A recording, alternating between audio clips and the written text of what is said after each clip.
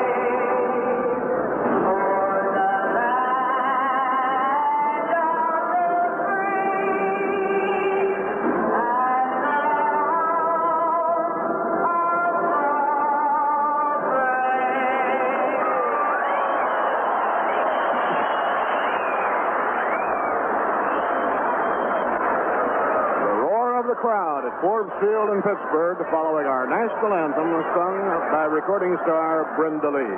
Overcast skies, 48-degree temperatures. It is about time to say play ball. And for the starting lineups and batting orders for today's opening game, our colleague, Mr. Ralph Gaynor. All right, Bob Murphy, and hi, everyone. And as we get set for the lineup, Mrs. Hannes Wagner is going to throw out the first ball here at Forbes Field. Of course, in memory of one of the greatest ball players of all time, Hans Wagner. For the New York Mets, the leadoff batter will be Tommy Agee in center field. Batting second at shortstop, Bud Harrelson. Batting third and playing third base, Joe Foy. Batting fourth in left field, Cleon Jones. Batting fifth at first base, Art Shamsky.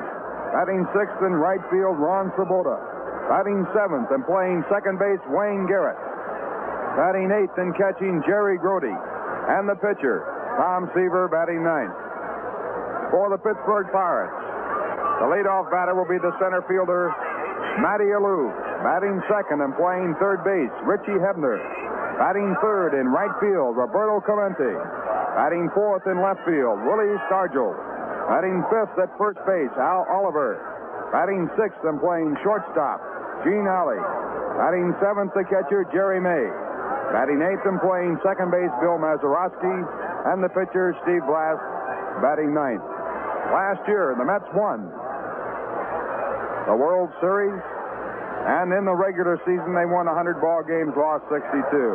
Bucks with a record of 88 and 74. They were 12 games back in third place in the Eastern Division in the National League. So here today, the final opening ever to be played here at Forbes Field, 61 opening days. This field built back in 1909. Pittsburgh Pirates are scheduled to move into the new ballpark later on this season. So here today, before just about a capacity crowd, we'll be seeing the last opener here in this historic ballpark. Now at home plate, World Championship manager Gil Hodges going over the grounds rules with Danny Murtaugh, third-time manager of the Pittsburgh Pirates. Out there, Bill Mazeroski, the captain of the Pirates. The home plate umpire today will be Augie Donatelli. At first base, calling the plays there, Chris Pellicudis. The umpire at second base will be John Kibler, and the umpire at third base will be Dave Davidson. The field dimensions here at Forbes Field, 300 feet down the right field line, going out to 375 and just about straightaway right field. It's 436, a shade to the right of center field. 457, a shade to the left of center field. 406 in left center field, and 360 down the left field line. We're still waiting here at Forbes Field as they continue to go over the grounds rules. Gil Hodges at this moment pointing down toward the right field line. In right field, going from the 300-foot mark on the foul line out to 375, there's an extension of the wall, a high screen. And balls off that screen, of course, are in play. Over the top of the screen, a home run. And now the Pittsburgh Pirates are taking the field.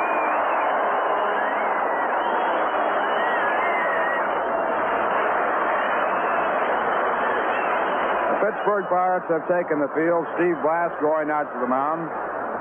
Pirates, after opening up here with the Mets today and their other scheduled game on Thursday night, will be moving on to Philadelphia. They'll be playing the Phillies in Philadelphia over the weekend, the 10th, 11th, and 12th. And then they come in to play the Mets on the 14th for the Mets home opener. Pirates are rated very highly this year by most experts. They have tremendous power, they have good speed, and they're hoping that Gene Alley and Bill Mazeroski, their double play combination at short and second, will have a comeback year. They feel that if those two can have a comeback year, they'll be a very strong ball club. They have a doubtful pitching setup, relying mainly on Steve Blass, Bob Moose, Doc Ellis, Bob Veal as their big men. Bob Moose currently is doing 2 weeks of service duty, so he will not be available for this series and will not be available against the Mets in New York. In the bullpen, they have acquired Twiggy Hartenstein. They figure on him. Bruce Dalcanton. And right now, Danny Murtaugh out talking with his catcher, Jerry May. Manny Sanguin was scheduled to start, but he has a slight injury, so Jerry May was picked as the opening day catcher. Mets are sitting back with their strong-arm catcher, Jerry Grody.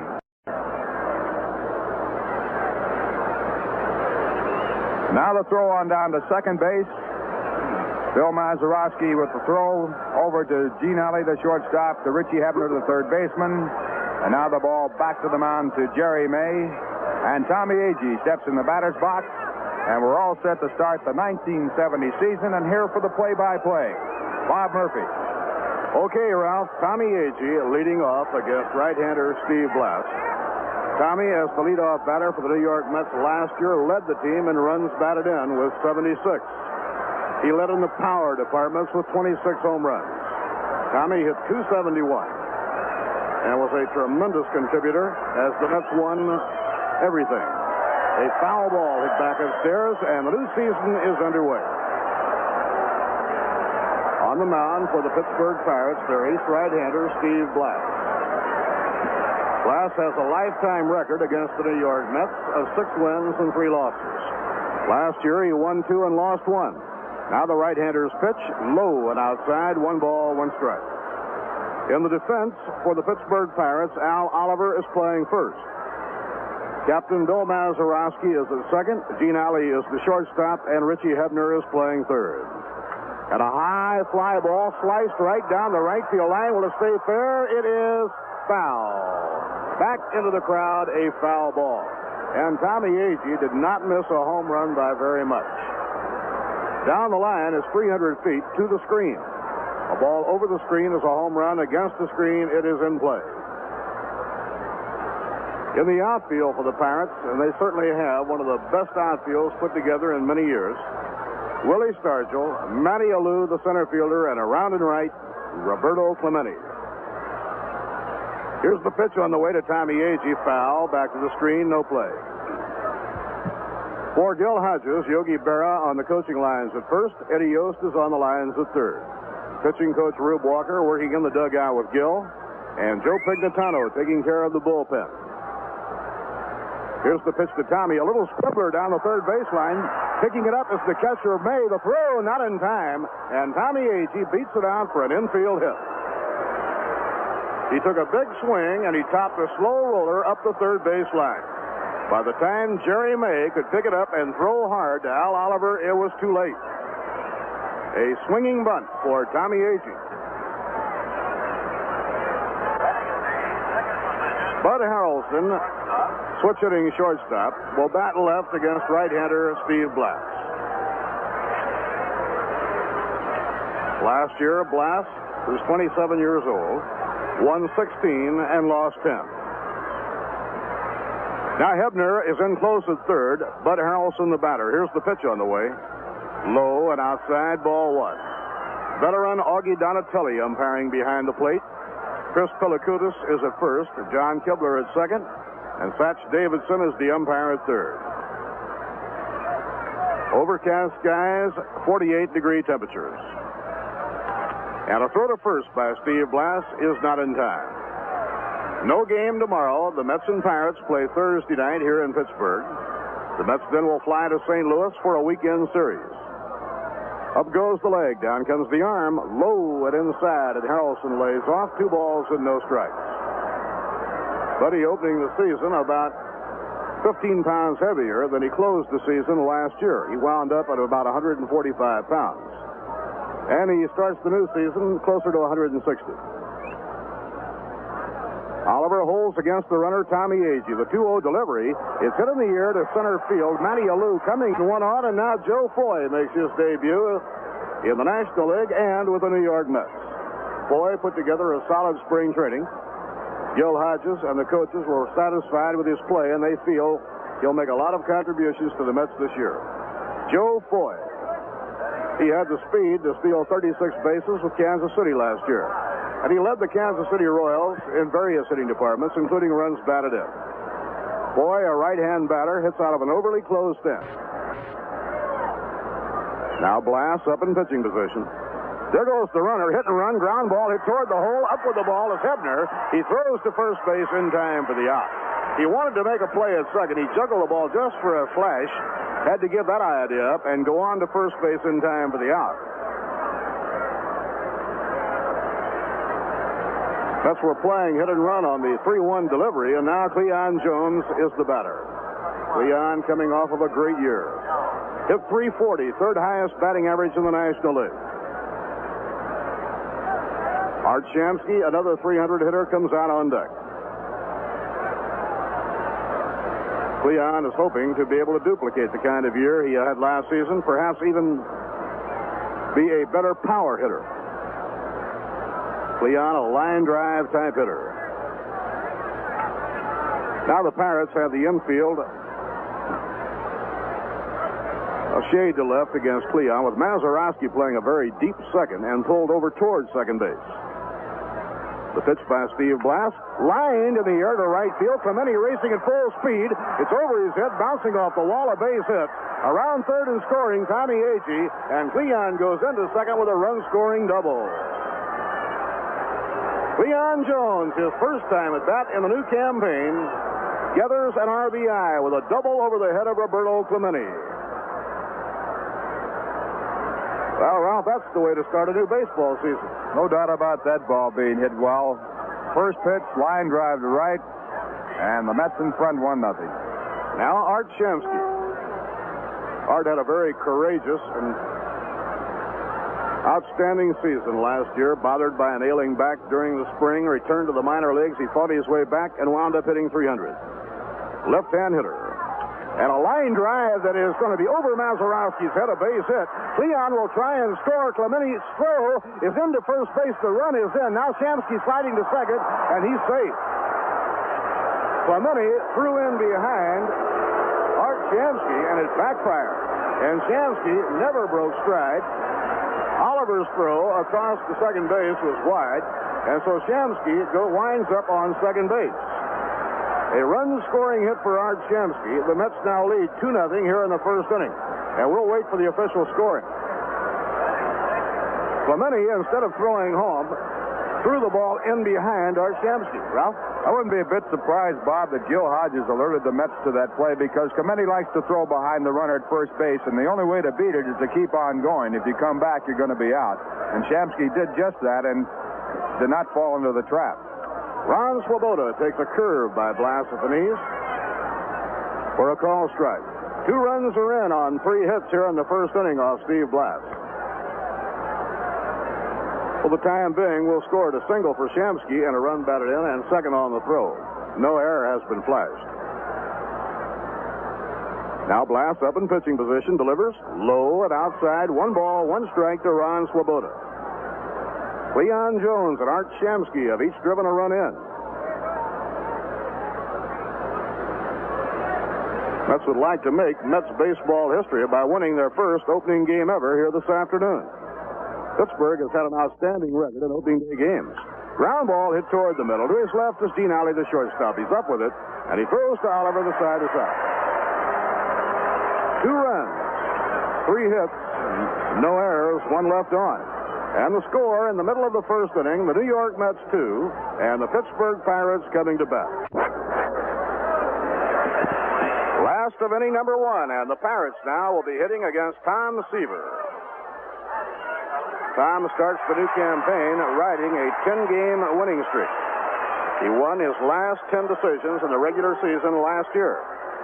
Matty Alou had 231 base hits last year, more base hits than any player in the major leagues. Matty's lifetime batting average now is up to .312 after 4 good years in a row at Pittsburgh, and Seaver's first delivery is low, ball 1. Jerry Grody behind the plate. In the infield, Art Shamsky is playing first. Wayne Garrett at second. Bud Harrelson is short. Joe Foy is at third. Inside and low, ball 2. Ken Boswell would have been in the starting lineup, but he has been away doing military duty, and Gil wants him to get a good workout in before going into the lineup. Leon Jones in left. Tommy Agee is the center fielder, and Ron Swoboda is around and right. Now Seaver out of his windup. The 2-0 delivery. Inside, ball 3.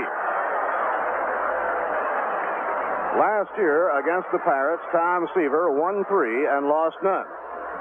He has a lifetime record against Pittsburgh of 5 wins and 3 losses. And a strike on the outside corner to Matty Alou. It's 3-1. Matty does not walk very much for a leadoff batter. As a matter of fact, he had 698 official times at bat last year. The 3-0 delivery, call strike on the outside corner, 3-2. Their opener is underway in Philadelphia. The Cubs did not score in the first inning off Chris Short. Fouled, back upstairs, no play. In the game at Philadelphia, Ferguson Jenkins against Chris Short. The Astros are on the West Coast playing the Giants at Candlestick Park. The last report, Juan Marichal would not be able to start. Atlanta at San Diego tonight. Cincinnati at Dodger Stadium tonight. 3-2 delivery. Ground ball, base hit down the right field line, going into the corner. Ron Swoboda chasing the ball into the corner.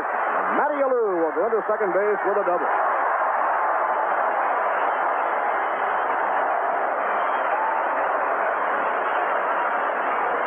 Last year, Matty Alou led the National League in 2 base hits with 41, and he has started off again. Matty Alou hitting a 3-2 pitch, a hard grounder, between Shamsky and the line and down into the right field corner. Now Richie Hebner is the batter for the Pittsburgh Pirates. Hebner coming off of a rookie season that saw him hit 300. He nailed down a 300 batting average on the final day of the season. Now Seaver up in pitching position. Delivers way inside, brushing Hebner back from the plate. New York in front, 2-0. Pirates sitting last of the first inning. Don Leppard on the coaching lines at first. Frank Osiak at third. Roberto Clemente, the on-deck batter. Now Seaver pitching from the stretch. Kicks the leg, delivers. Outside and high, ball 2. It's 2-0. Tom fell behind Matty Alou 3-0, worked the count to 3-2, and then Matty Alou doubled down the right field line. A near-capacity crowd at Forbes Field on opening day 1970. 1 week from today, the Mets open at Shea against the Pirates. Now Jerry Grody sets the target. And a foul tip off the mid of Jerry Grody. And the count is 2 balls and a strike on third baseman Richie Hebner. The Pirates led the major leagues in team batting last season. They had a team batting average of .276. And with the return to form of Bill Mazeroski and Gene Alley, they figure to be even stronger. They had 3 rookies all come through. Richie Hebner, one of the 3. He's a left-hand batter. And the pitch by Tom Seaver. Good pitch at the knees for a call strike. It's 2-2. First baseman Al Oliver and third baseman Richie Hebner and catcher Manny Sanguillen all putting in their first full season with the Pirates last year. Oliver and Hebner were bona fide rookies. Sanguillen did not qualify for Rookie of the Year honors. Hebner and Sanguillen both hit over 300. Oliver hit 285. Seaver delivers 2-2. Swing and a miss. He struck him out. Tom Seaver, behind on the count, comes back to strike out Hebner. Before Clemente steps in, we'll pause for station identification. This is the New York Mets Baseball Network. This is New York Mets Baseball on WKAJ-FM 102.3 in Saratoga Springs, New York.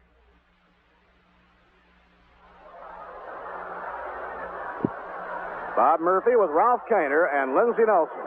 The last of inning number 1 in Pittsburgh. The Mets lead the Pirates 2-0. And the 4-time National League batting champion, Roberto Clemente, is the hitter.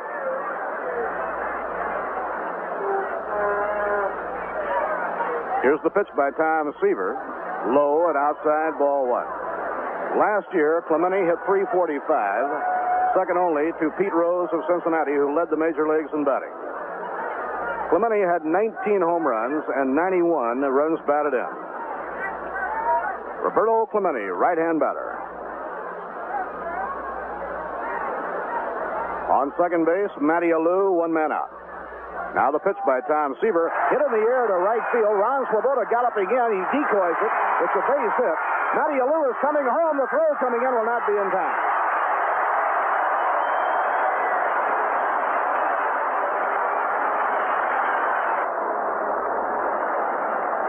Scoring single to right by Roberto Clemente.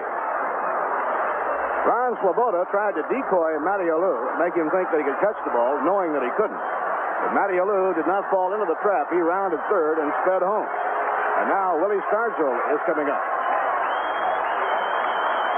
The Pirates have a run in on a double by Matty Alou and a single by Roberto Clemente. And heavy hitting Willie Stargell is the batter.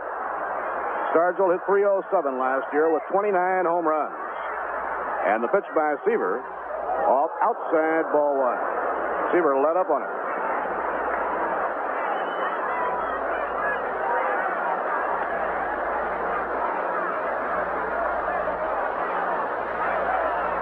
Now the pitch on the way to Stargell, hit in the air to left field toward the line. Jones running after it, and it's foul ball. A foul ball by inches. Stargell just missed an extra base hit that would have tied up the ball.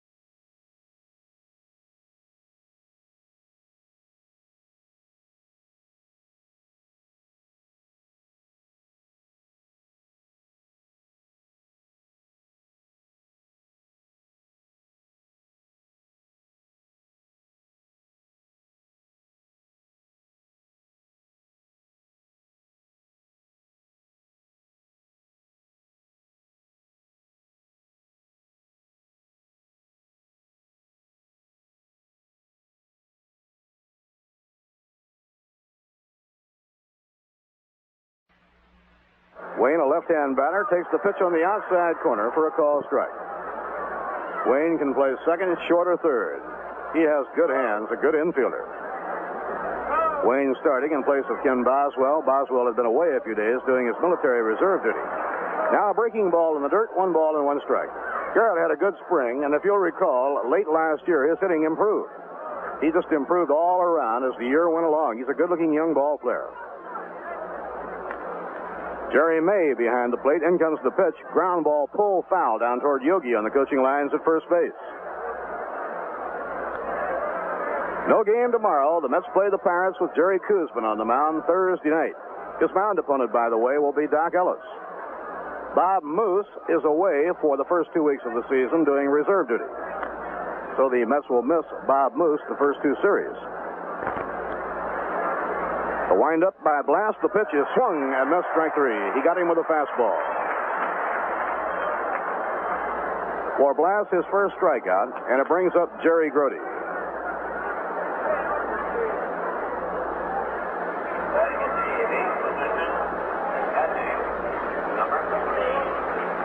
Jerry Grody, right-hand hitter. Top-notch receiver 2 years ago, the National League's all-star catcher. And he takes ball 1.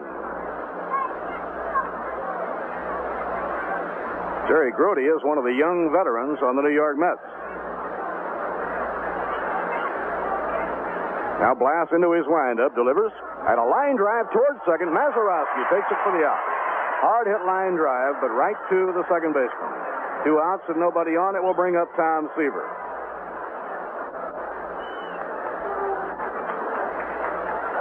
Jerry Grody opening his 5th season as the Mets' #1 receiver. Now here is Tom Seaver.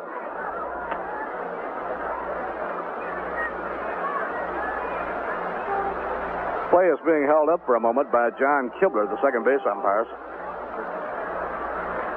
And they are calling a ball on the pitcher, Steve Blast, because he forgot and went to his mouth with his pitching fingers. I think that's what it was, but I'm not sure. It might have been something on the field, Ralph, that they had to get rid of. Evidently, Bob, underneath this broadcasting booth, there's a light that's shining in someone's eyes, and I guess that's what Augie was doing when he made that motion as though he had gone to his mouth. Now, a swing and a miss by Tom Seaver. Yes, that's what it was. Something in the stands that was reflecting caught the attention of the second base umpire, John Kibler, who stopped the game. Now Blast out of his windup. Here's the pitch to Tommy Seaver, and it's low. 1 ball, 1 strike. Seaver, last year in compiling a great season, had 2 long winning streaks, an 8-game winning streak and a 10-game winning streak. Foul ball back upstairs, no play. The 10-game winning streak is still alive. He lost a game in the World Series, but in regular season play, Tom has won 10 straight. The Mets scored twice in the first inning on base hits by Tommy Agee, Cleon Jones, and Art Shamsky. Now a swing and a miss, strike 3. Seaver goes down swinging. No runs, no hits, no errors, and none left on. At the end of an inning and a half, the New York Mets 2 and the Pittsburgh Pirates 1. I am going on a long journey. I will be following the springs through field and valley. I'll be searching for the natural things. It is high time that I was searching for the natural things. There are 2 ways to carbonate beer. The fast way is to inject carbonation into it. The slow way is to let it age long enough to carbonate itself naturally, giving it a good extra dry, natural taste. We'll take the slow way. At Rheingold, we brew beer naturally. Natural Rheingold. It is high time that I was searching for the natural things. Rheingold Breweries Incorporated, New York, New York, and Orange, New Jersey, ask you to help keep America beautiful.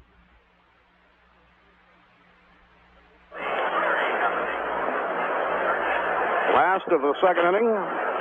New York 2, Pittsburgh 1. For the Pirates, first baseman Al Oliver leads off against Tom Seaver. The Chicago Cubs and Philadelphia Phillies are scoreless at the end of one inning in Philadelphia. Ferguson Jenkins pitching against Chris Short. This weekend, the Mets play in St. Louis. They have a Friday night game against the Cardinals, a Saturday afternoon game, and a Sunday afternoon game. And after the game on Sunday, the team will be flying back to New York. Next Monday night, the welcome home dinner will be held at the Grand Ballroom of the New York Hilton Hotel. Quite a springboard into the opening day at Shea on Tuesday, April 14th. The Mets playing the Pirates.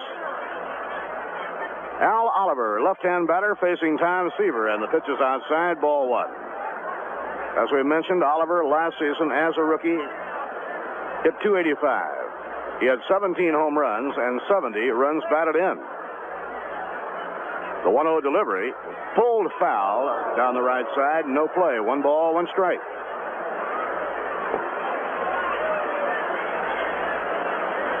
Gene Alley is the on-deck batter, and then Jerry May. Now Tom Seaver has his sign from Grody. And a drive hit toward the alley in right center field. It'll be in for an extra base hit. Running the ball all the way back to the wall is Ron Swoboda. Oliver around second is on his way to third. He'll pull in with a 3-base hit.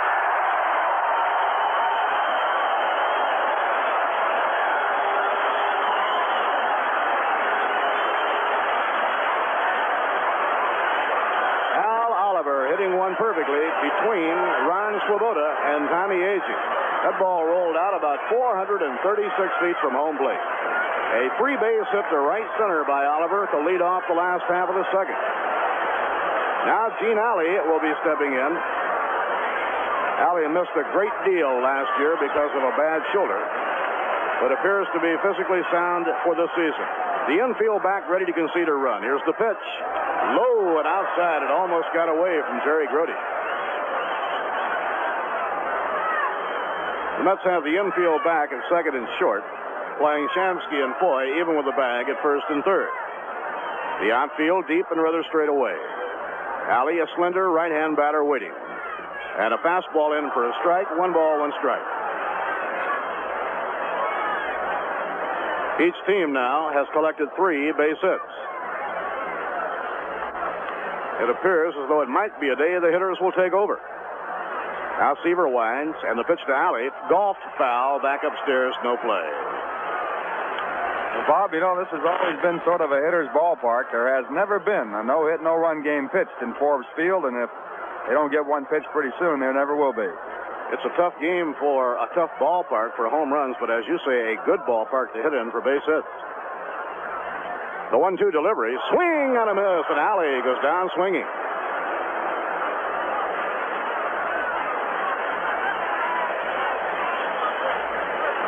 Pirates in recent years have won 5 batting titles. Gives you an indication that this is a good ballpark to hit in for base hits.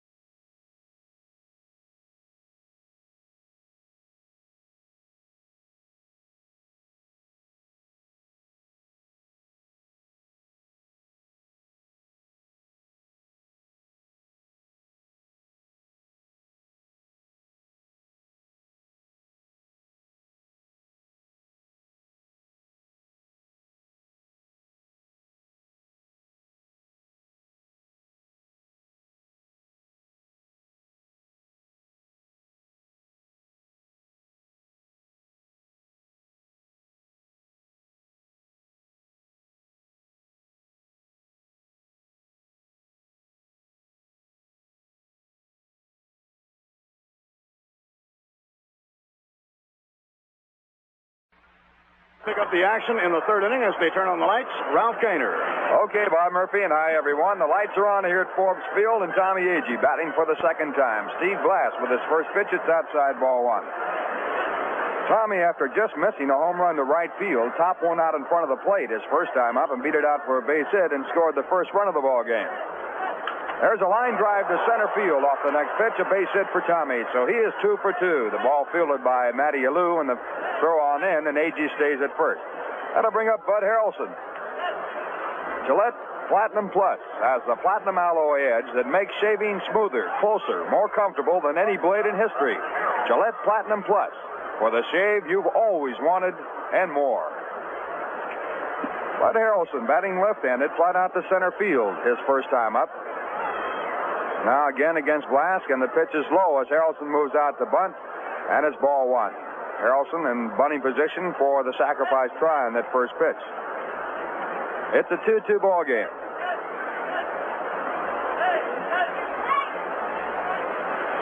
Agee at first base, not too big a lead. Now the pitch to Harrelson. It is taken inside. Harrelson gets out of the way, and on the pitch, Agee was running. It got away from the catcher. It'll be a stolen base. So Agee, who had 12 stolen bases last year, gets his first this year, and the Mets have a runner in scoring position. It's ball two. Pitch was way inside. Harrelson almost got hit by it as he tried to get out of the way and did. And it was off the glove of the catcher, Jerry Mayne, rolled about 30 feet away. The pitch to Harrelson.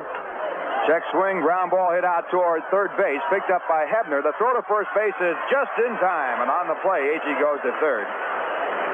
Bud Harrelson was trying to get out of the way of the ball, and as he was pulling away, the ball hit the bat and went down toward third base, almost as though it were a perfect bunt. Harrelson had trouble getting started, or he would have beat the play at first base. And that brings up Joe Foy. Joe, on a hit-and-run play, was out third to first his first time up. It put Agee on at second base. He was running with the pitch and got to second, or he would have been forced there. And it set it up for the Mets to score the first run.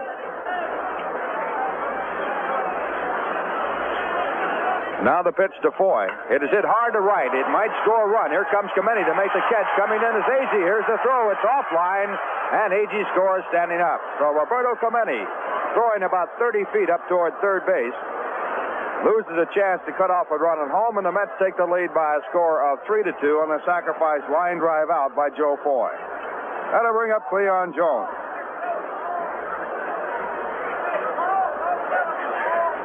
Cleon doubled the right field his first time up and drove in the first run of the season for the New York Mets. Mets leading by a score of 3-2, 2 men out. We're in the third, and the pitch to Cleon Jones is low as ball one. Cleon's double on the first pitch that he saw this regular season was a line shot to right. Now a check in the swing. The pitch too low. It's ball two. 2 balls, no strikes.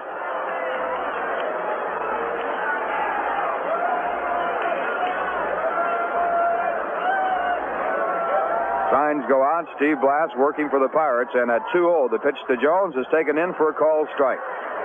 At the end of 1, Cleveland 1, Baltimore nothing. At the end of 2.5, the Cubs nothing, Philadelphia nothing.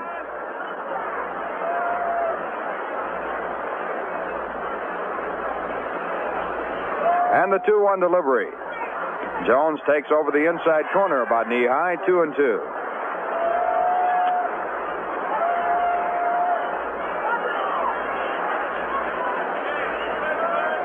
Mets have another ball game in this series with Pittsburgh. It'll be Thursday night. Jerry Kuzman is going for the Mets. Then they move to St. Louis, and Gary Gentry will open up against the Cardinals on Friday night. Next pitch is way outside and high, a full count to Jones. On deck batter for the Mets, Art Shamsky.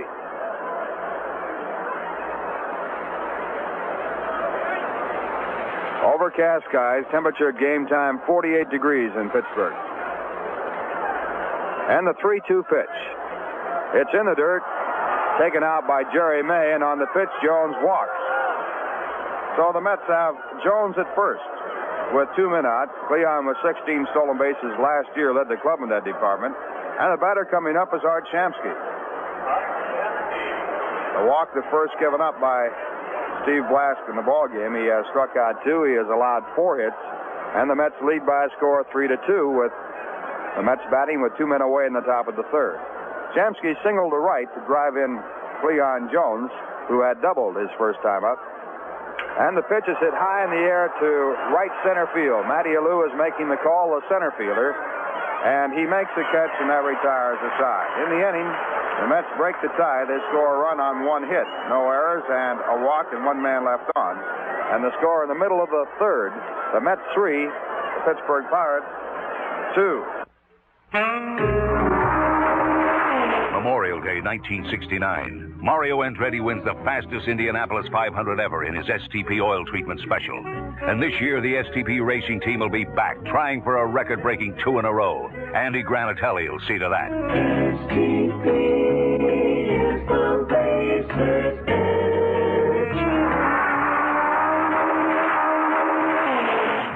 When it comes to automotive testing laboratories, Indianapolis tops them all. 500 miles there is like 50,000 in your family car. So we'll be counting on STP oil treatment to give us the edge. STP is the racer's edge. Give your family car the same edge the world's greatest drivers get. Add STP to your oil and run racer sharp. STP is the racer's edge.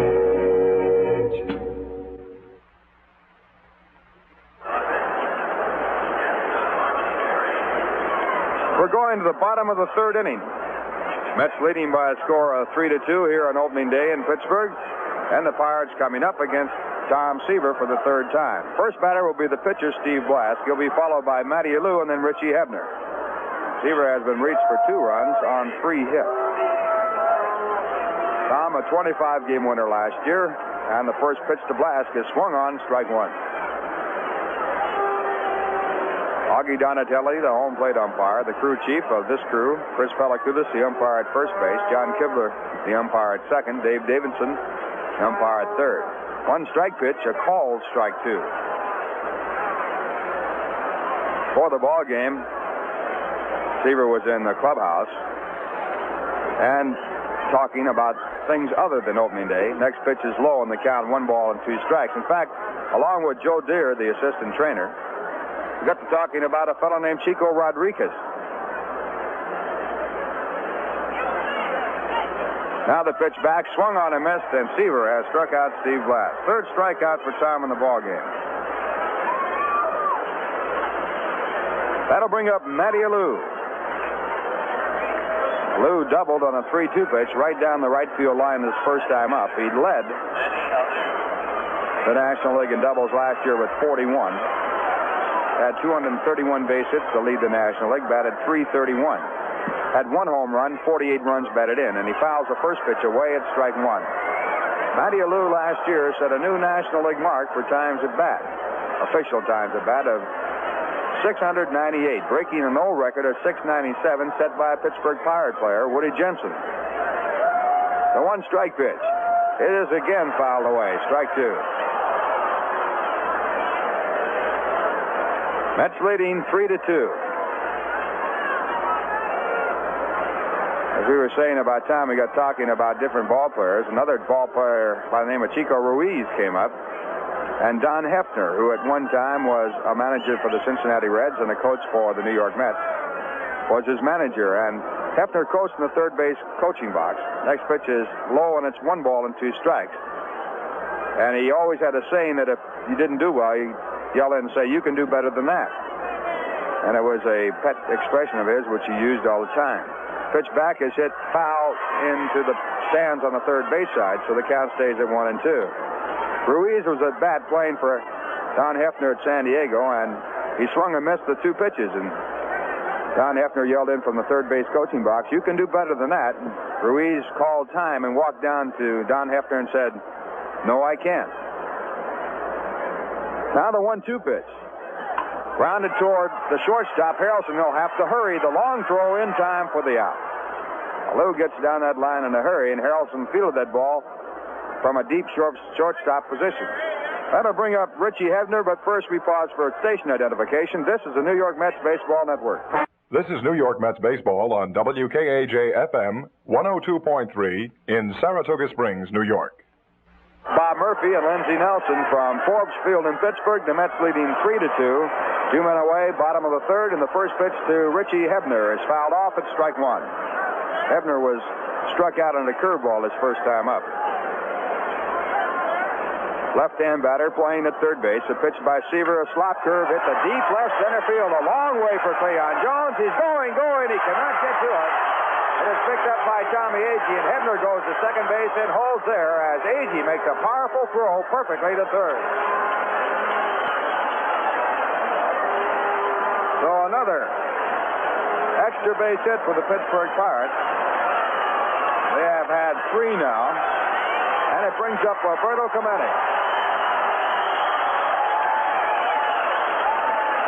That is the second time that Tom Seaver has thrown what ballplayers call a slop curveball to the plate, and both times he has thrown it, it has gone for extra bases. Al Oliver tripled off of it to right center. Now Hebner with a double to left center.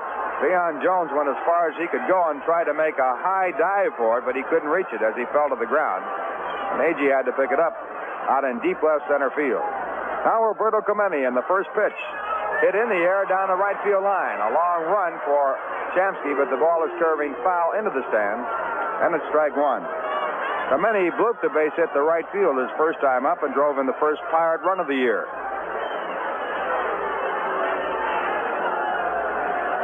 Hits are all even at 4 apiece. The Mets leading by a score of 3-2. The Pirates with the time run at second base and a 1-strike count on Roberto Clemente.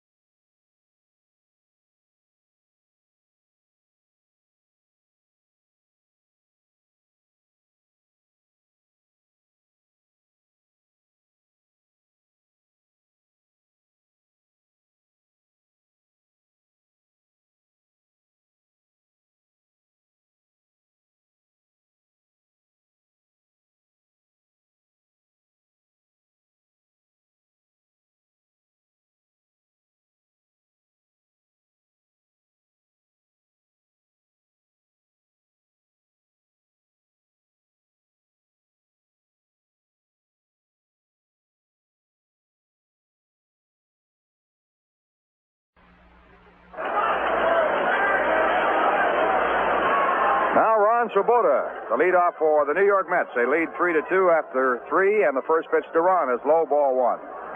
Ron grounded to the shortstop. Gene Alley, his first time up, and was out. Batting against Steve Blass for the second time. Ron batting in the 6th batting position. Blast back, and the pitch again is low. It's ball 2. Behind Ron Swoboda, Wayne Garrett and Jerry Grody for Steve Blask in this inning. Minnesota got 3 runs in the top half of the first. White Sox now coming up. 2-0 pitch hit deep to right field. A long drive. It'll be for extra bases. It might go all the way. It is off of the wall. Swoboda makes the turn at first, goes into second base with a stand-up double. Well hit ball over the head of Roberto Clemente about 390 feet. So the extra base hits continue to resound off the bats of both teams. And the Mets now have a runner at second base with no one out and Wayne Garrett coming up. Wayne was struck out his first time up. He went down swinging at a fastball. Left-hand batter, batted .218 last year. He had 1 home run and 39 runs batted in. Once again, action starting up in the bullpen for the Pirates. Dave Justy, a right-hander, along with Lou Maroney, a left-hander. Now Steve Blask, who has been reached for 5 hits with his first pitch to Garrett. A curveball swung on a miss, strike 1. Manager Gil Hodge said that Ron Swoboda was going to be his standard right fielder for both right and left-hand pitching. Ron here has responded with a long double. There's a drive to deep right field going back as Clemente to the warning track. He makes the catch. Going over from second base is Ron Swoboda to third. So a long fly ball by Wayne Garrett, about 375 feet. And the Mets now have a runner at third base with 1 man away, and the Mets have Jerry Grody coming up. So far, that experiment, or that decision mainly, by Gil Hodges has worked well. Swoboda has a double and 2 times up. Shamsky has a single and a run batted in and 2 times up. Jerry Grody, the batter. Jerry hit a soft line drive to second for an out his first time up. Pirates are playing their infield in, hoping to cut off a run. And the first pitch is popped up. The infield moving in on it. It's going to be Richie Hebner, the third baseman, to make the catch, and he does right on the pitching mound for the out. So the Mets lose a chance to score a run on a sacrifice fly. And that leaves it up to Tom Seaver, who's batting now with 2 men away. The Mets leading 3-2. Top of the 4th inning. Seaver was struck out his first time up. Now we got some sunshine breaking through the overcast here in Pittsburgh. Seaver, a right-hand batter, and Steve Blask with the first pitch. Ground ball hit right back to Blask. He fields the ball, throws to first base. This time is retired. No runs, 1 hit, a leadoff double. No errors, a man left at third, and the score in the middle of the 4th inning. The New York Mets 3, the Pittsburgh Pirates 2. The finest in Italian cuisine and a wide array of steaks, chops, and seafood await your dining pleasure at Mangino's Restaurant, located on the south end of Saratoga Lake. But there's a big difference between just ordinary Italian or American cuisine and Mangino's fine food. At Mangino's, your order is never prepared hours before. Mangino's realize that good food cannot be hurried, and they ask you to give them a little time to prepare it properly. All dishes are prepared to your order when your order is placed, never before, and it hasn't been simmering away for hours or minutes. That's the big difference at Mangino's. Why not enjoy eating Italian food the way it should be savored and dine at Mangino's Restaurant, located on the south end of Saratoga Lake on Route 9P, just 2 miles from Route 9. A complete line of Italian specialties are served to tempt the palate, and their steaks and chops and seafood are equally as delightful. If you're planning a party or a banquet for up to 75, call Mangino's for their special party menu. That's Mangino's Restaurant, the home of truly fine foods on Route 9P at the south end of Saratoga Lake. 4th inning, the Mets leading 3-2 in the first game of this 1970 regular season. Tom Seaver working for the Mets, Steve Blask working for Pittsburgh. The Mets have had 3 runs on 5 hits. The Pirates have had 2 runs on 4 hits. And the first batter for the Pirates will be Willie Stargell.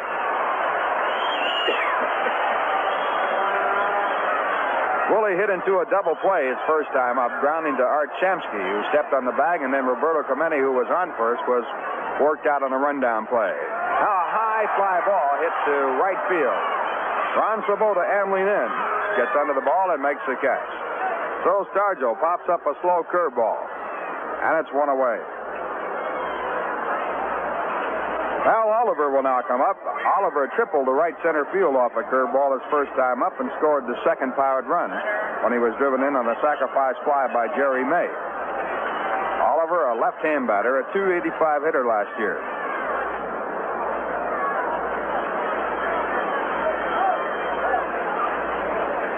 Seaver now checking out his right fielder, Ron Swoboda. Ron playing a very deep right field.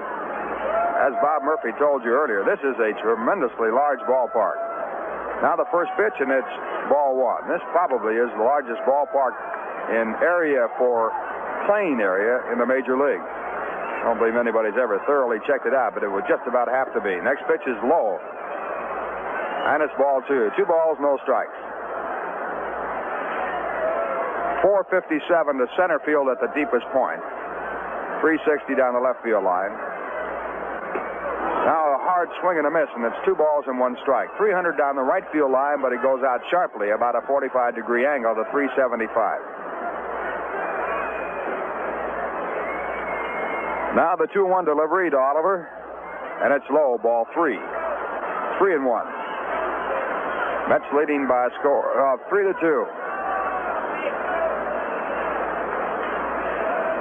Baltimore got a run in the top of the second. They have tied up Cleveland 1-1.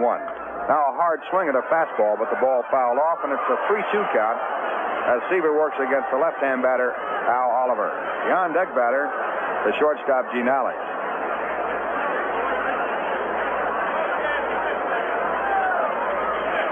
Now Seaver with his 3-2 pitch. And it's popped up on the third base side. Joe Foy has room in foul territory to get to it. He is under it, and he makes the catch. Bob Murphy, there's an airplane, in fact, 2 of them flying over with a streaming banner behind. One of them has something to do with Plymouth. But, you know, one day I was playing ball here, and they came by with an airplane pulling the banner and said, hit one up here, Kiner. Did you do it? I missed it by about 2 feet. Well, I think you should have had at least 1 practice swing. Now the batter is Gene Alley.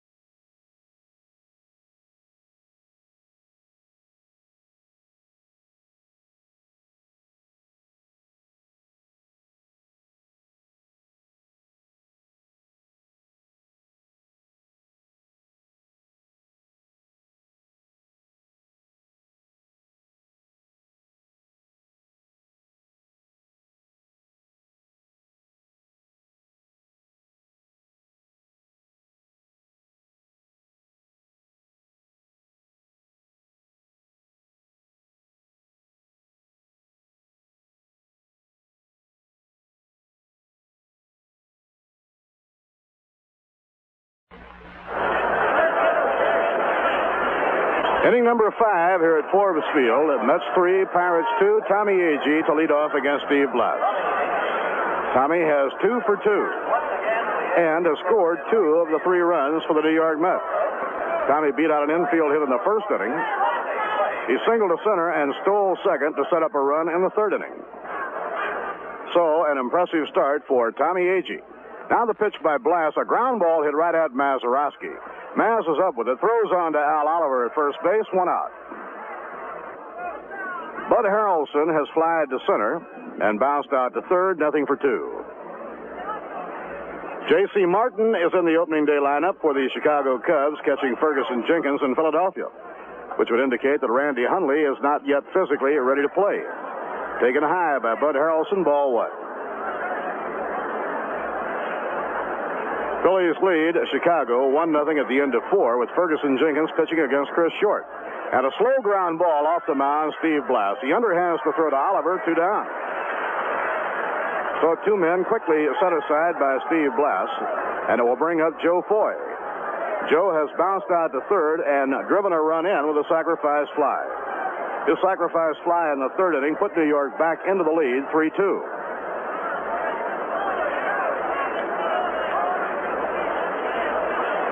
Cleon Jones, the cleanup hitter, comes out on deck.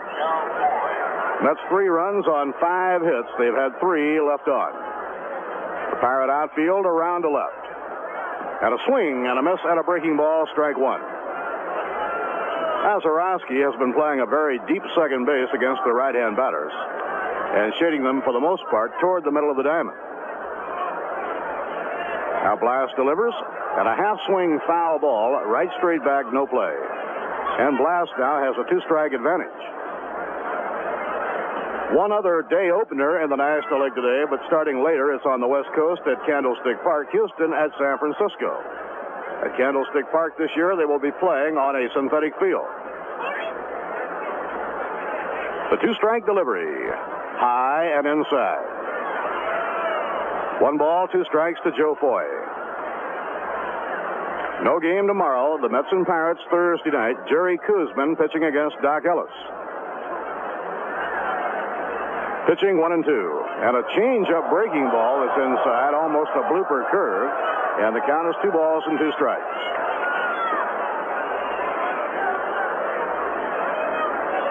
The Mets scored twice in the first inning today. Cleon Jones doubled home Tommy Agee, and Art Shamsky singled home Cleon Jones. Pittsburgh came back to tie the game. And a curve in the dirt. That ball got away from Steve Blass. It struck the dirt far out in front of the plate, and now we have a full count, 3-2. Pittsburgh tied the game, getting 1 run in the first inning as Roberto Clemente singled home Matty Alou. And Jerry May's sacrifice fly in the second brought home Al Oliver. Swing and a miss, he struck him out. On 3-2, Blass fans Joe Foy. For Steve Blass, his 3rd strikeout. No runs, no hits, no errors, and none left on. So we've come halfway at the end of 4 1/2 innings to score the New York Mets 3 and the Pittsburgh Pirates 2. Having a problem in deciding where to take your group on its next outing? If so, let the Mets Group Sales Department solve it for you. This department is manned by experts in handling both men's and women's groups.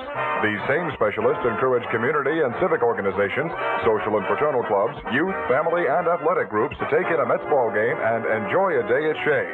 In addition to providing group ticket sales for a ball game, our representatives will be happy to furnish you with all the details of the beautiful restaurants at Shea Stadium, which are available for parties, large or small, up to 700 persons. For groups of 100 or more, recognition will be given to your organization on the changeable message scoreboard here at Shea. You can easily obtain additional information simply by writing to Group Sales Manager, Shea Stadium, Flushing, New York, 11368. Or, if you like, telephone 212-672-3000. The representative handling your area will be more than happy to personally speak before your men's or women's group, large or small, and explain all the details. Call or write today and enjoy a day at Shea.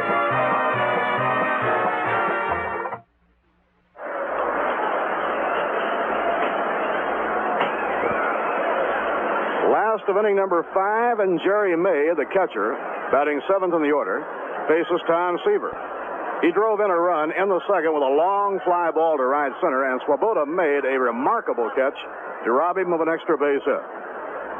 The pitch by Seaver is low inside, ball one.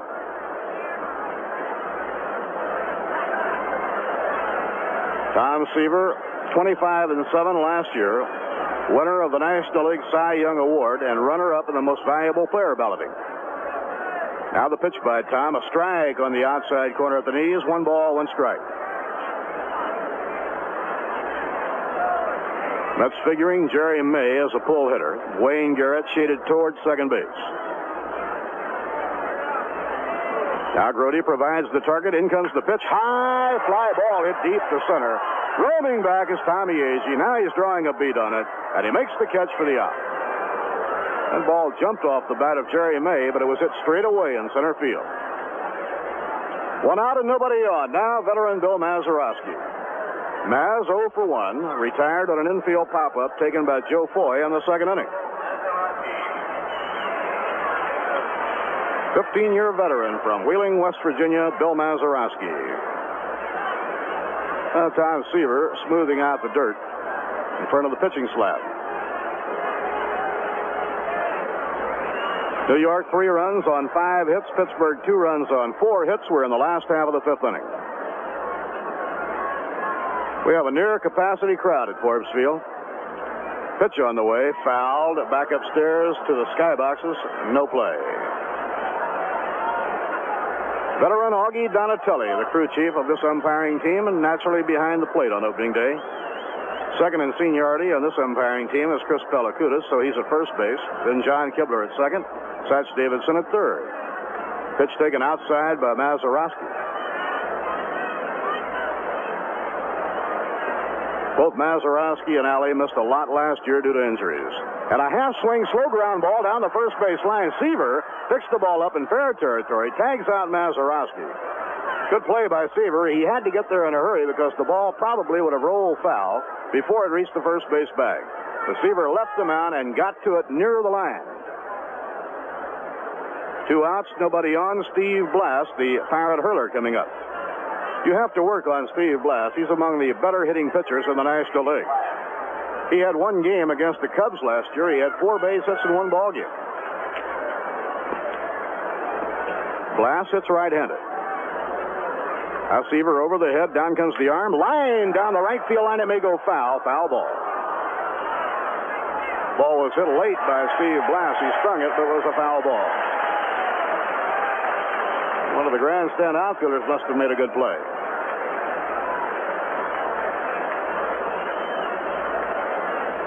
Temperature about 50 degrees here on opening day. It has been overcast. The overcast just now starting to break up.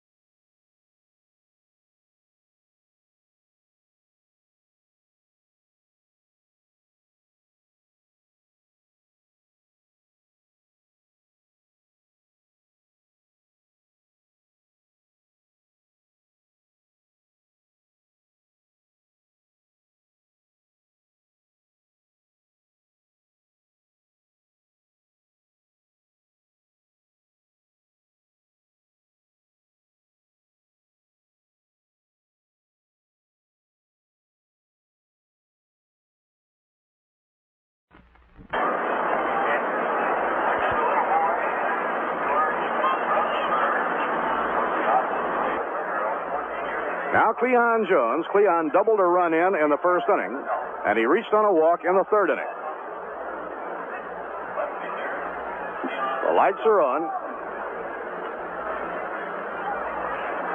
And we go to the sixth inning as Blass picks up his sign from Jerry May.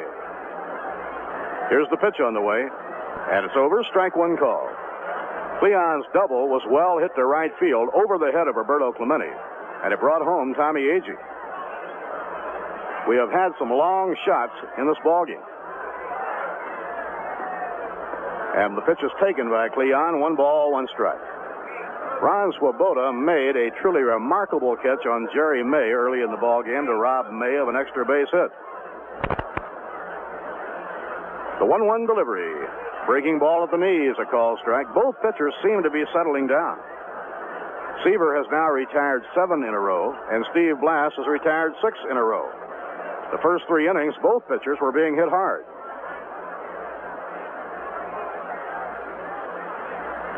Blass with a count of 1 ball, 2 strikes. Here's the pitch. And a curve in the dirt out in front of the plate. That breaking ball is bothering Steve Blass. I mean, he's been changing up on his curveball, and it's been getting out of his hand in a wrong way and breaking into the dirt far out in front of the plate.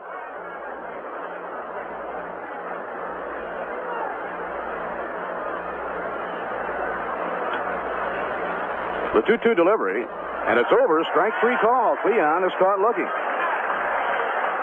The 4th strikeout now for Steve Blass, and Blass is now set down 7 straight, and it brings up Art Shamsky. You know, the only thing that's going to impress you about a White Owl cigar is how it tastes compared to other cigars. To really appreciate a White Owl cigar, you have to smoke their cigar.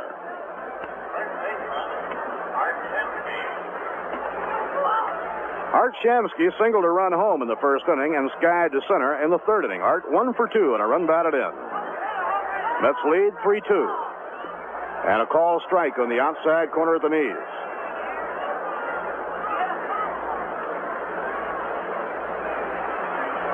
Ron Swoboda will be hitting next. Jerry May setting up the target. Line down the left field line. It may go foul. Let's see. Fair ball just inside the line. Shamsky around first is on his way to second, and he goes in standing up with an opposite field double. Well hit drive by Shamsky into the left field corner. A 2-base hit. That is base hit number 6 for the New York Mets, and 3 of the 6 have been for extra bases. Ron Swoboda stepping in. Ron doubled leading off the 4th inning, but was left stranded on 3rd. He also has made a great play in the game in the field.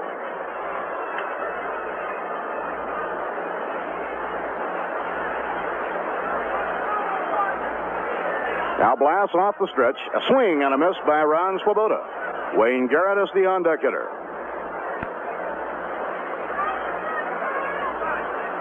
These are the 2 teams many of the baseball experts figure will battle for the Eastern Division crown.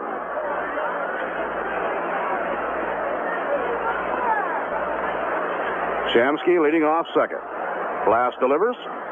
And a half swing, and he went through, says Donatelli, at a fastball, and the count is strike 2. And Eddie Yost, coaching at third base, comes down the line. He did not like the call by Augie Donatelli.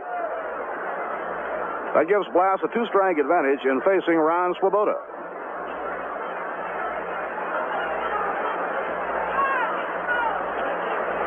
Now Blass checks the runner at second, delivers. Low and outside on a breaking ball.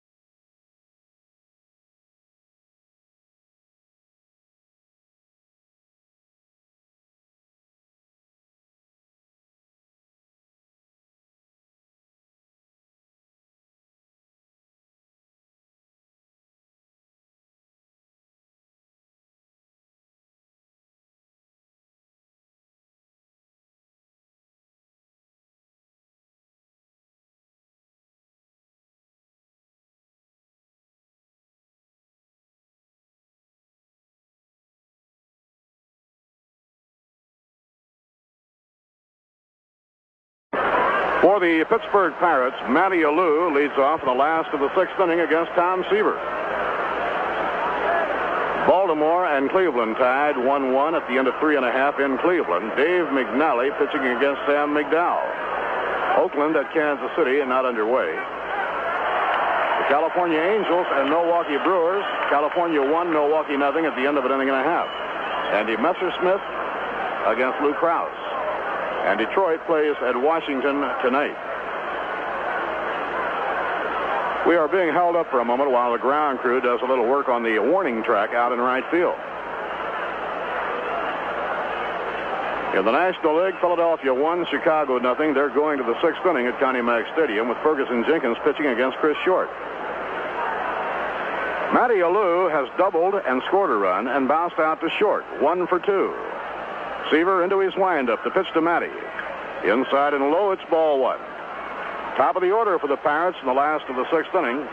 Matty Alou, Richie Hebner, and Roberto Clemente. Now Seaver delivers, and Alou takes a look. It goes outside. 2 balls and no strikes. Matty Alou had 231 hits last year. Most prolific hit maker in Major League Baseball. Line to right center field. Agee going after it. Can't get it. And the ball is rolling all the way back to the center field fence. Matty Alou is around second. The relay throw by Wayne Garrett the third. The hit first slide. He's safe.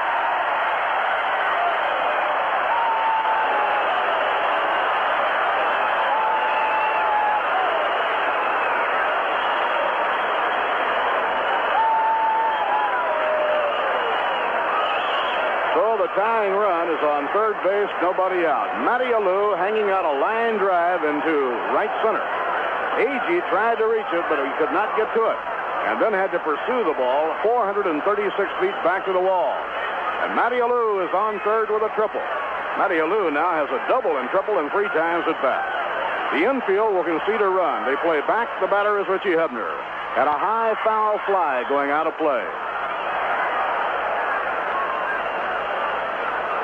Pirates have 5 hits, and 4 of the 5 have been extra base hits.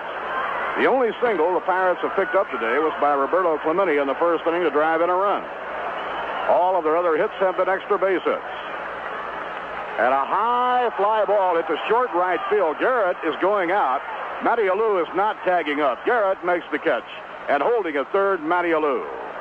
So, 1 man away, and now let's see if the Mets bring the infield in. Roberto Clemente will be the batter.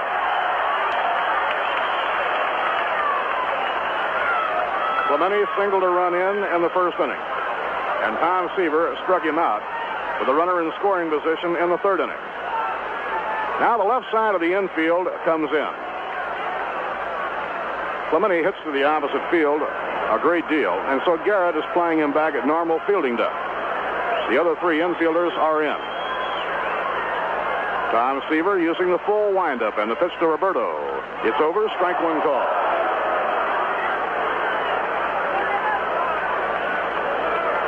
Mets leading by a score of 3-2. The Pirates, though, have the tying run on third, 1 out.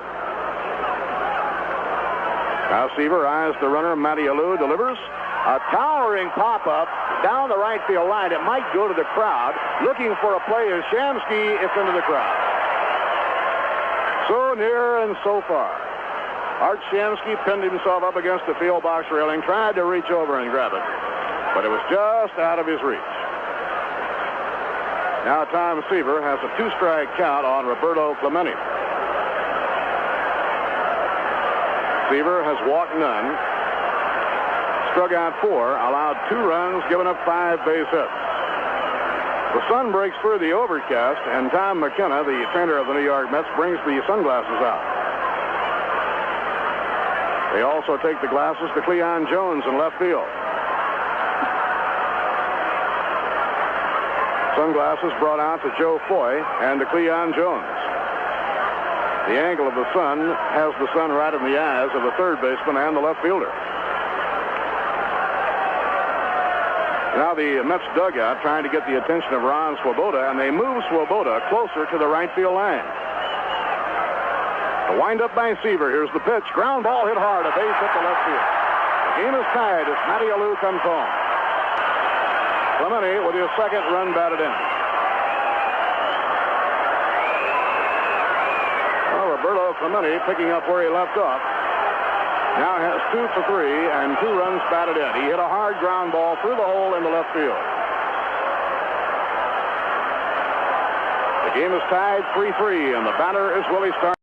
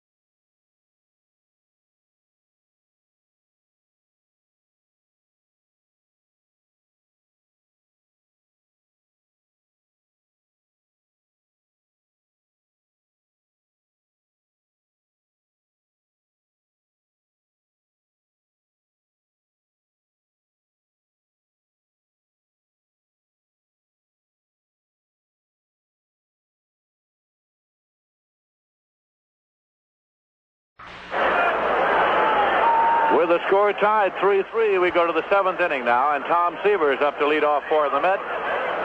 Seaver has struck out and grounded out in his 2 previous appearances at the plate today.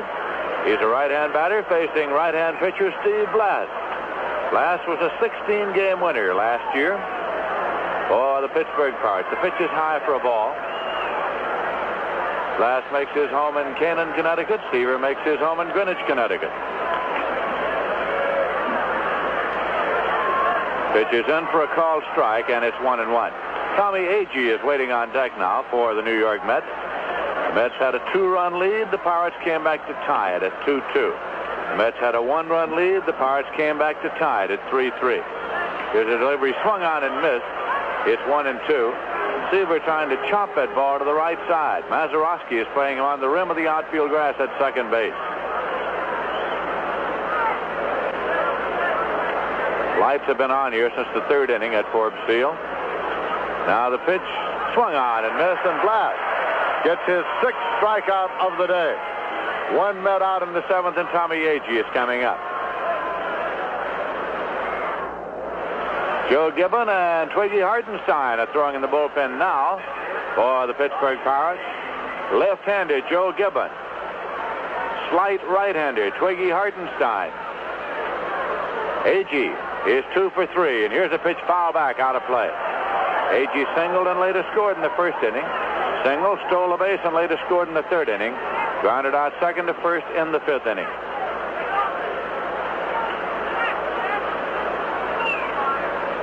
Blass has settled down. after getting off to a shaky start here. Now the pitch. It's high for a ball. Jerry Mays behind the plate this afternoon on opening day for the Pirates. Manny Sanguillen would have been there, but for the fact that swinging at a pitch at the Pirate camp in Bradenton, he pulled a muscle underneath the rib cage, and after watching him take batting practice yesterday, Danny Murtaugh scratched him and inserted Jerry May. That pitch is low and away. May steps out in front of the plate now, returning the ball to Steve Blass. 2 balls and 1 strike. The Met bullpen is down in the left field corner. The Pirate bullpen down in the right field corner here at Forbes Field.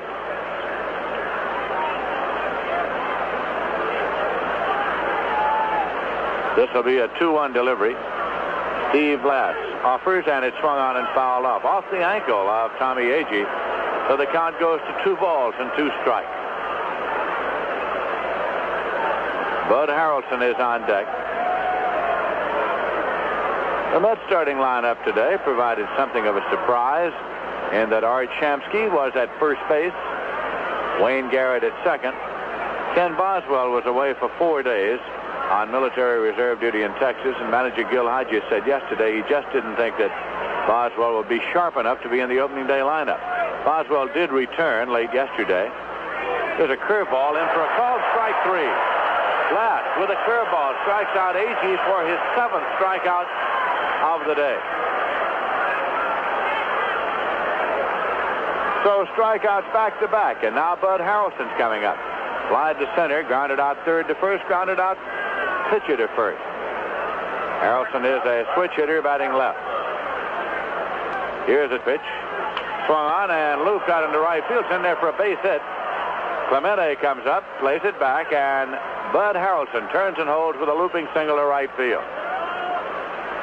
It comes with 2 men out here in the top of the 7th and brings up Joe Foy. Foy grounded out, had a sacrifice fly to right to drive in a run, and struck out swinging. Officially, Foy is 0 for 2 in his debut as a New York Met here this afternoon. The Mets go ahead in total base hits now, 7 to the Pirates 6. Foy has a closed stance at the plate. He can hit with some power. He had 11 home runs last year at Kansas City. Swung on a high infield pop to the right side. Mazeroski calls. He's underneath up near the rim of the infield grass. Makes the catch. Side is out. It's no runs, a hit, no errors, and 1 left. In the middle of the 7th inning, the score is the New York Mets 3 and the Pittsburgh Pirates 3. Well, Met fans, D-Day for the biggest, best, and most colorful Met yearbook ever is April 14th, next Tuesday, when the 1970 edition goes on sale at Shea Stadium. 64 pages and more than 250 photographs, including 28 pages of photos in 4 colors, graphically recreating the amazing miracle of the Mets.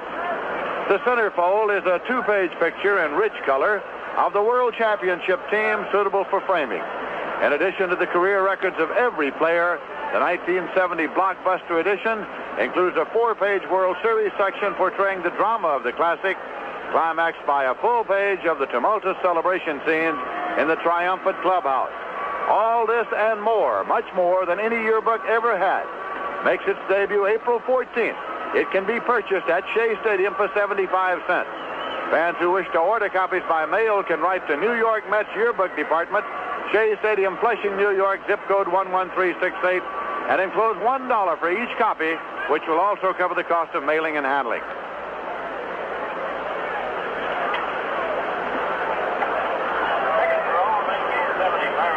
We'll be going to the bottom of the 7th inning here now. The Pirates will have Gene Alley up there to lead off, facing Tom Seaver, who started and has been all the way for the New York Mets. A 3-3 tie in the 7th inning. The Pirate fans are up and stretching. Gene Alley struck out and lined out to second base. Now the pitch is outside for a ball.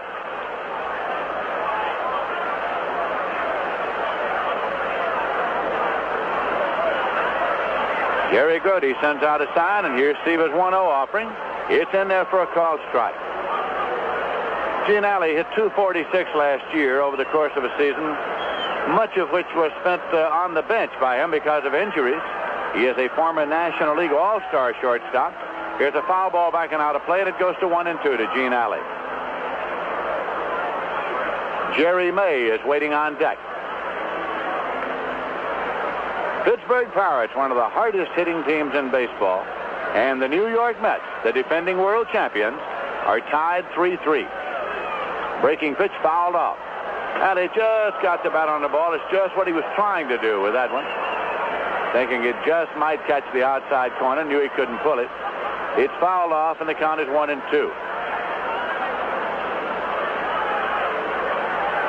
Again, Seaver offers up a pitch. Takes a lot off of that one, and the change is hit in the air to center, and Agee can't get it. It's a base hit. One hopped and played back. So Alley gets a base hit off the change. It's a leadoff single for the Pirates here in the bottom of the seventh. They have the tie-breaking run on board with nobody out, and Jerry May coming up. Let's see how manager Danny Murtaugh plays it. Now, May, his catcher, is a long ball hitter. He hit .232 last year.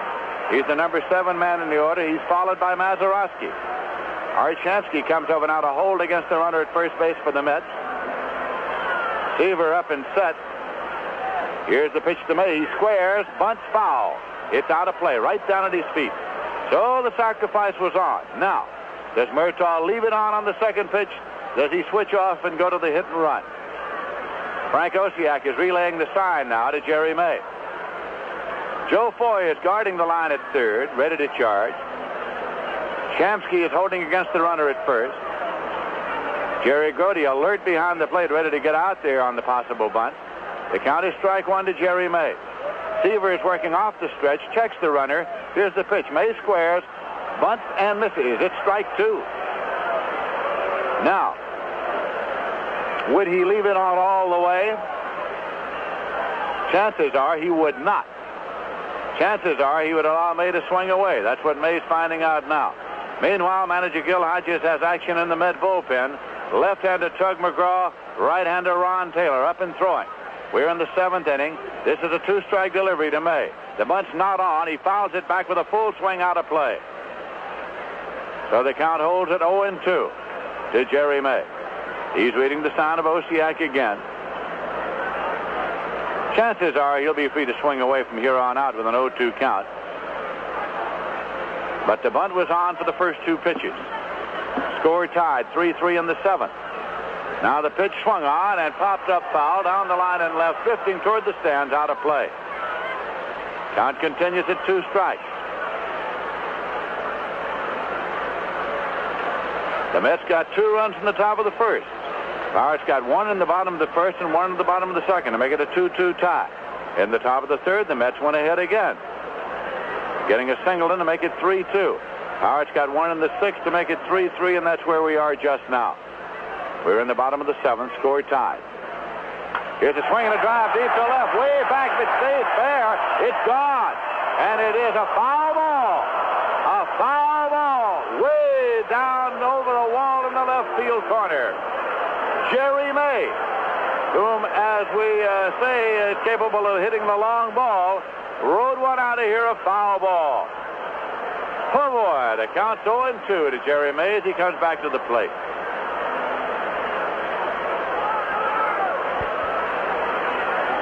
Picks up the bat. Handful of dirt. He's fouled off 3 straight 0-2 pitches. Seaver hasn't wasted any on him. He's had him in the strike zone. The runner at first is Gene Alley. Shamsky holds against him. And here's the pitch. That's in for a called strike 3. Seaver caught him looking. 5 strikeouts for Seaver. Last has struck out 7. Bill Mazeroski's coming up. The field captain of the Pittsburgh Pirates has popped to third and grounded out to the pitcher unassisted. That was on a little squibbler down the first base line in the 5th inning. Maz is followed in the batting order by pitcher Steve Blass.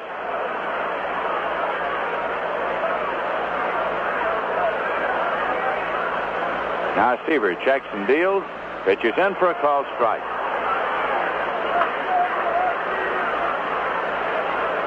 Mazeroski looks down to Frank Osiak, the coach at third, see if there's any possibility of a hit and run. Twiggy Hardenstein continues to throw in the bullpen for the Pirates in case they want to go to a pinch hitter for Blass. Here's a swing and a high pop fly to the right side. Garrett's back. Swoboda's coming in. Who's going to call?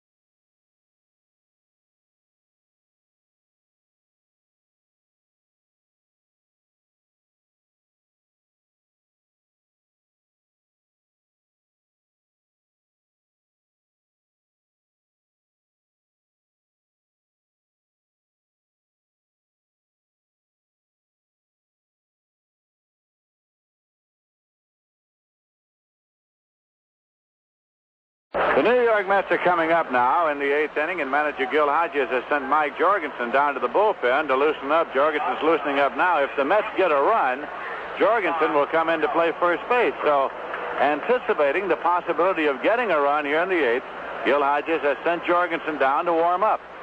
It'll be Cleon Jones, Art Shamsky, and Ron Swoboda up for the Mets in the 8th inning. Jones has doubled a drive and a run, walked and struck out. Here's a swing and a base hit.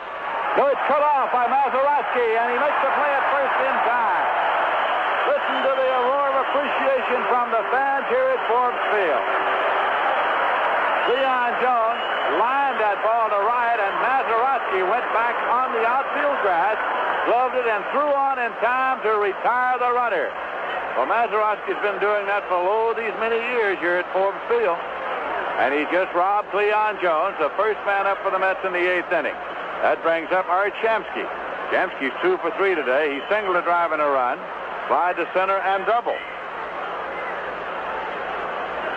One man out, nobody on base. The score tied 3-3 in the 8th inning. Steve Blass has been in all the way. He's gotten stronger as he's gone. There's a fly ball to center, and Alou moves up. He's there waiting for that when Matty Alou takes the fly ball. So, 2 pitches and 2 away here in the 8th, and Ron Swoboda's coming up. Grounded out, doubled, and was called out on strike. In the National League, at the end of 7 innings of play at Connie Mack Stadium in Philadelphia, it's the Phils 2 and the Chicago Cubs 0. Ferguson Jenkins against Chris Short. That's the only other action going in the National League just now. In the American League, the Boston Red Sox lead the Yankees 1-0 in the middle of the second. Gary Peters against Mel Stottlemyre. Pitch is low and away to Swoboda now for ball 1. 2 men out, nobody on. Here's a swing and a ground ball to Mazeroski at second. He has it. Placed to first. The Mets are out in the 8th. It's no runs, no hits, no errors, and none left. In the middle of the 8th inning, the score is the Mets 3 and the Pirates 3.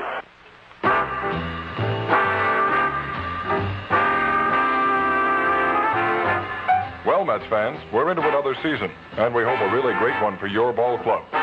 Friendly Freddy is also going into another season of car washing, a really great one for his club. Friendly Freddy's is the only fully automatic car wash in Saratoga Springs. Their motto is, nothing for you to do but sit back and relax.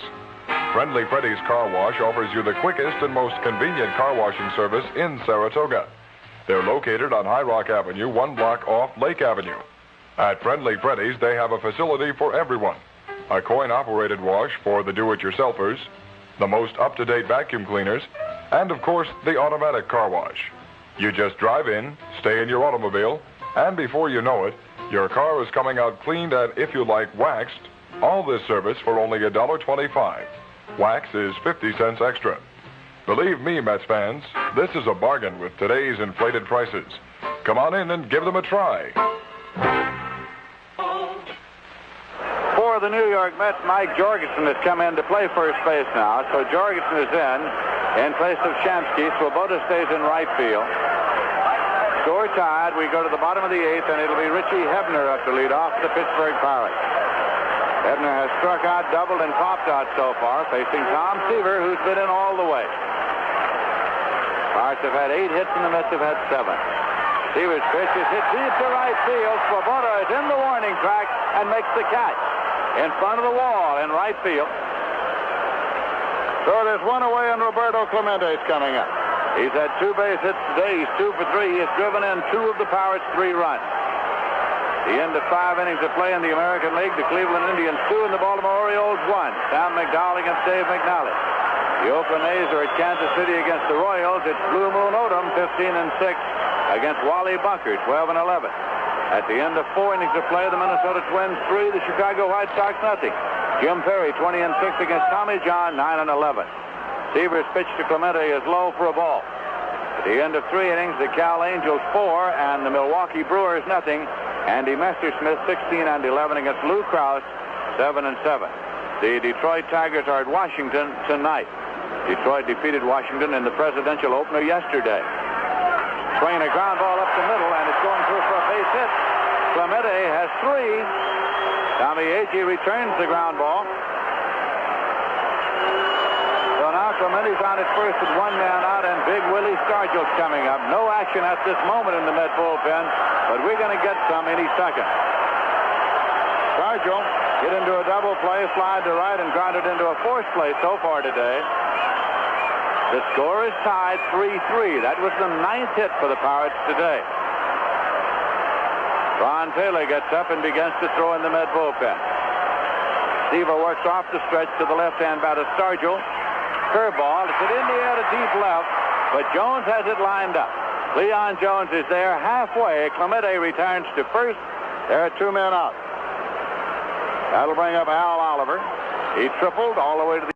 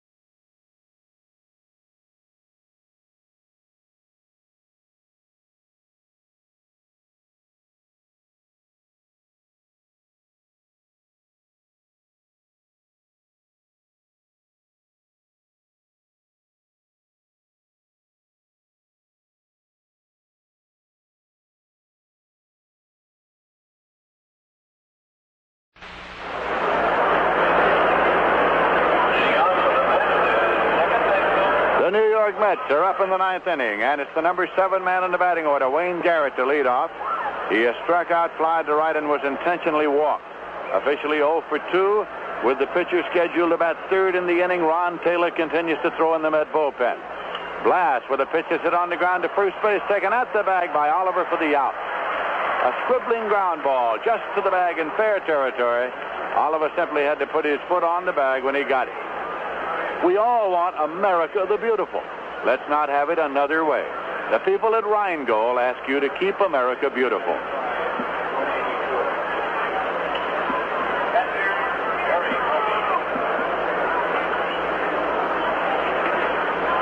Ed Kranepool has moved out on deck now with Grody at the plate. Here's a swing and a miss for strike one.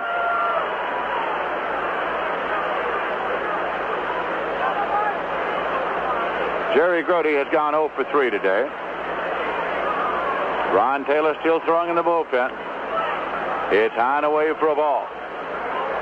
So Kranepool is out there to bat for Seaver. For Seaver to be credited with a victory, the Mets would have to take the lead in this inning if Kranepool bats for him. Here's a 1-1 pitch. It's low. 2-1. Joe Gibbon is throwing now, the left-hander, down the bullpen for the Pittsburgh Pirates. Joe Gibbon.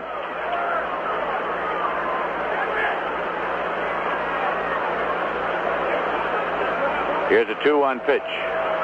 Swung on and fouled back. Steve Blass said before yesterday's ball game that of the Mets, he always thought Kranepool hit him better than anybody.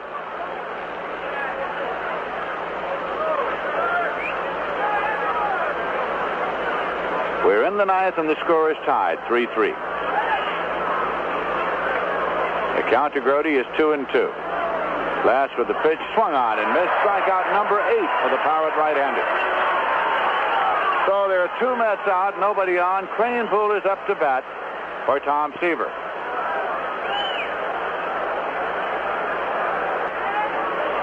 Pitch is low for a ball. Tommy Agee is on deck. Mets batting in the ninth. Foul back.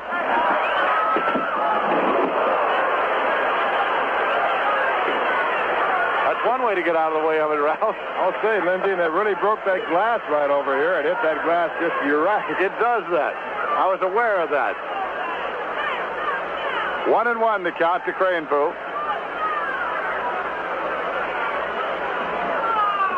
Swung on and fouled off. So it's 1-2. 2 men out, nobody on base. May is going out now for a word with Steve Blass. Lindsay, I got news for you. This game is not official. Is that not a Chubb Feeney baseball? This is not a Chubb Feeney baseball. It has Warren Giles' name on it. This game can count. Warren Giles is not the president of the National League.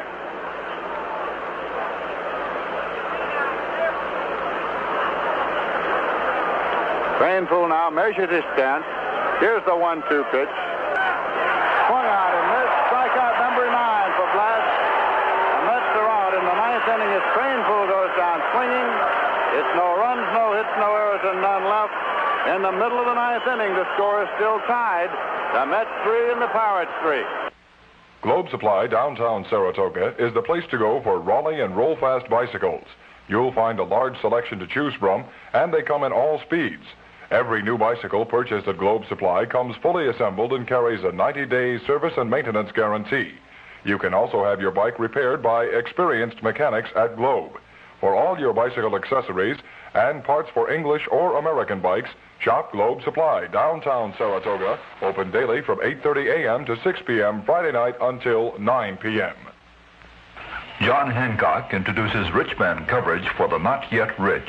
A life insurance package with an initial benefit of $100,000. Very good for the ego, and you can afford it. If you're 24, you may have to pay about $38 a month. Ask Ben Yanklowicz about Rich Man coverage, $100,000 worth of life insurance that'll make you feel like a million. Call Ben, 783-5571, or write Ben Yank, Box J, Latham, New York, 12110 for more details. John Hancock, huh? We'll We'll be going now to the bottom half of the ninth inning. Ron Taylor has come in to do the pitching for the New York Mets. Ron Taylor. Tom Seaver pitched the first 8 innings, gave up 3 runs on 9 hits, struck out 5, walked none. Seaver cannot be the winning or the losing pitcher in this ball game.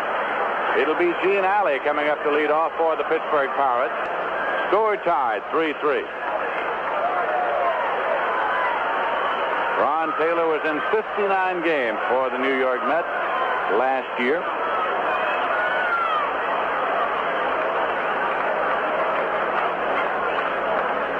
Here's a swing and a miss for strike 1. Taylor had an appearance in the championship series and was in the World Series.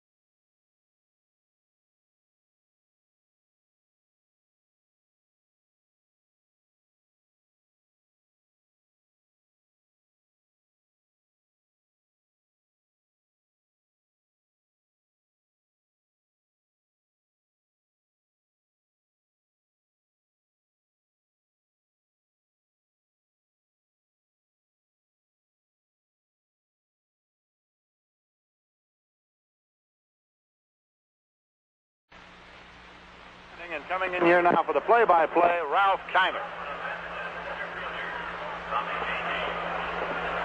Thank you, Lindsey Nelson. And once again, hi, everyone. Tommy Agee will lead off in the ball game now here in extra innings. The Mets have never gone to extra innings on opening day, and they have never won an opening day game. So another real minor milestone, I guess you'd have to say, Lindsey. Well, it's all of that. It's been an exciting day of baseball, indicative, I think, of what we can expect all season long. Here's a final score in that Philadelphia game, and a big one for the Phillies as Chris Short, making a comeback, was the winning pitcher over Chicago by a score of 2-0. He pitched a 5-hitter. Ferguson Jenkins was the losing pitcher. Short had a back operation last year and missed all the season. So the Phillies looking for pitching and finding it right there with their veteran left-hander, Chris Short. Right here at 3-3. Pirates have had 9 hits, the Mets have had 7, and Tommy Agee, the first batter, and the first pitch by Twiggy Hartenstein. By Steve Blask, has swung on a miss, strike 1. Agee 2 for 4 in the game. He has scored 2 runs. Now Blask back, and the pitch is hit hard by the third baseman into left field, and Tommy Agee now 3 for 5. Tommy makes the turn at first, and the Mets have a runner at first base with no one out here in the 10th inning. That'll bring up shortstop Bud Harrelson.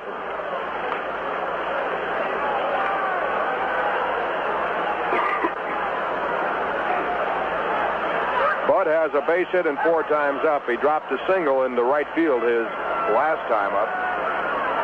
Pirates are looking for the sacrifice attempt. Richie Hebner, the third baseman, about 60 feet away. He moves up even closer, and the pitch is bunted and bunted foul. Back out of play. Strike one.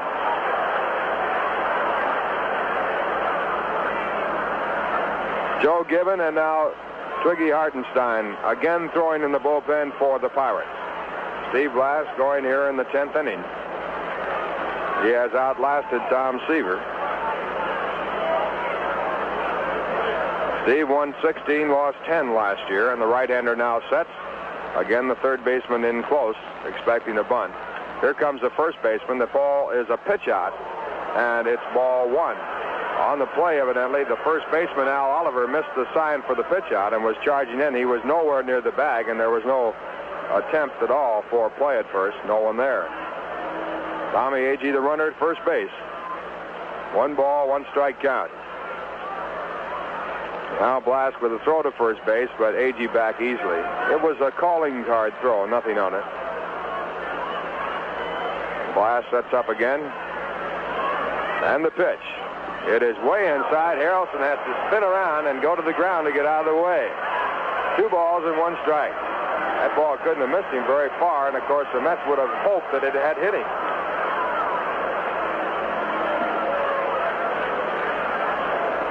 Two balls, 1 strike.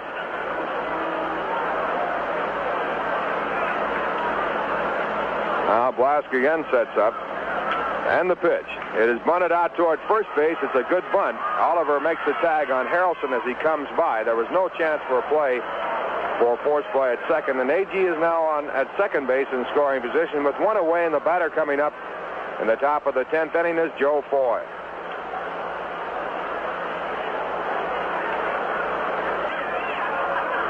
Now the sun shining brightly in Pittsburgh.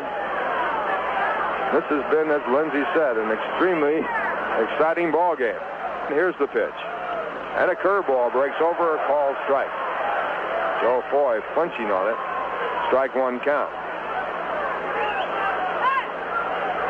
Last has pitched a very strong ball game. He has struck out 9 while giving up 8 base hits. He has walked 2, 1 intentionally. Now the next pitch, it is swung on and missed. And again the curve, strike 2. Mets have Cleon Jones on deck. And they have the go-ahead run at second base, Tommy Agee there, with 1 out in the top of the 10th.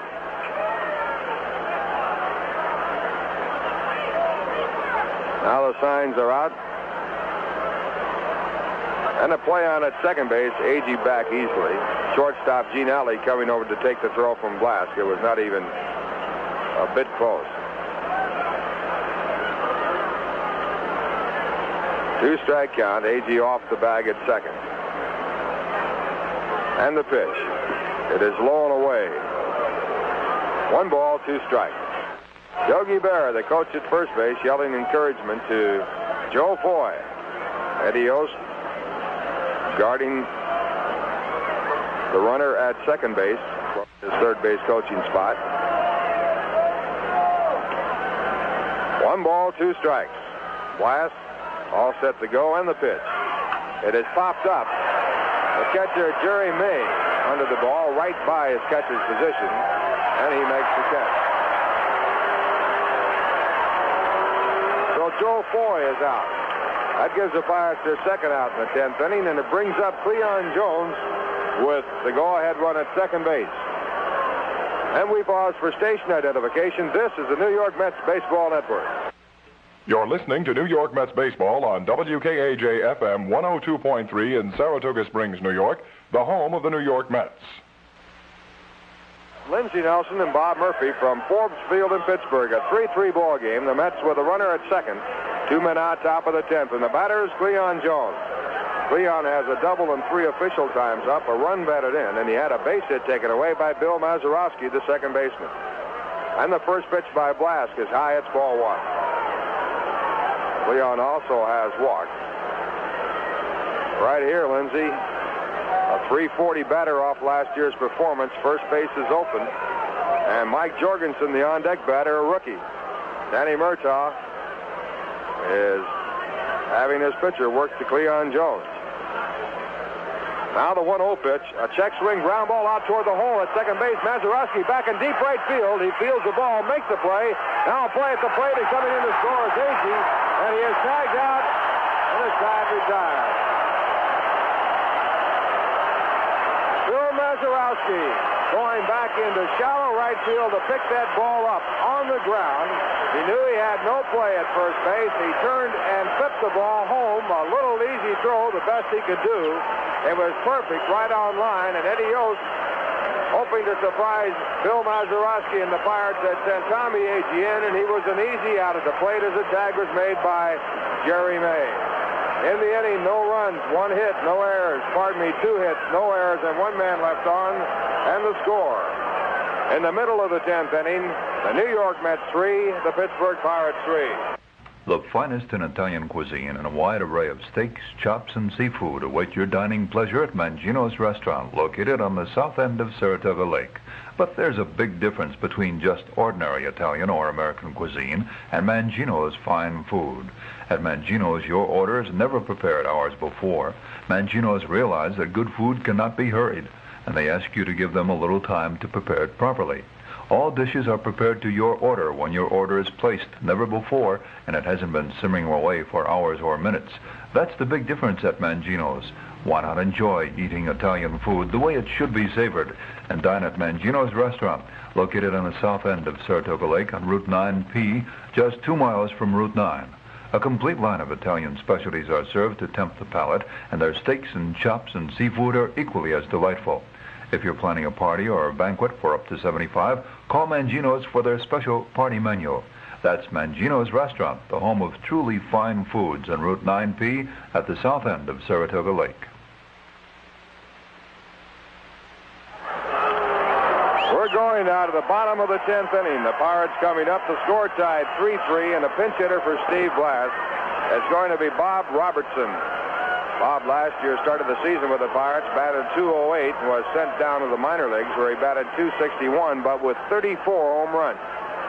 Robertson, a power hitter, utility ball player, first baseman, third baseman, outfielder, and a power hitter batting for Steve Blass.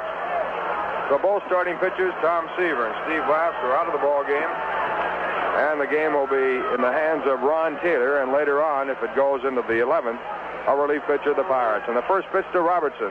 Swung on and missed, strike 1. Robertson had a tremendous spring training. He batted .441 in the spring with 3 home runs and 14 runs batted in.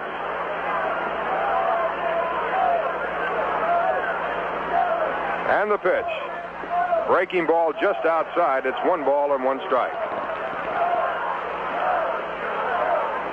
Robertson has changed his batting position in the batter's box. He has moved up on the plate. He used to be so far away that as a pull hitter, he had no chance to reach the outside pitch, but now he is right on top of the plate. 1-1 pitch, a fastball at the knees, and it's in for a called strike. 1-2.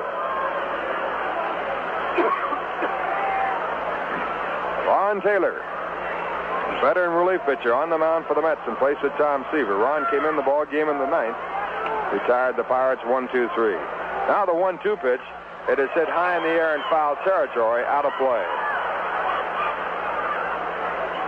The Cal Angels have added 4 runs. They now lead Milwaukee 8-0.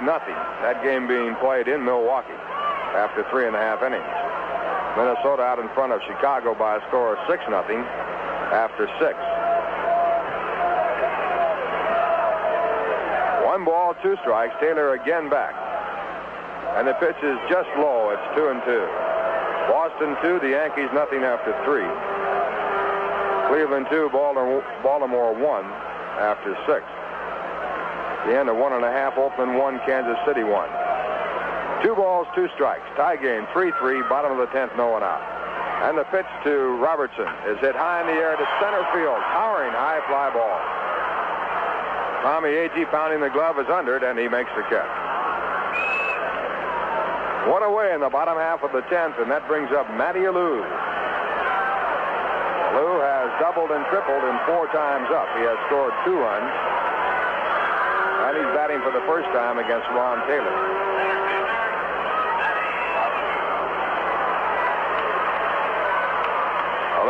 being played just about straight away by the Mets. Leon Jones near the line in left field, shaded over just a little bit.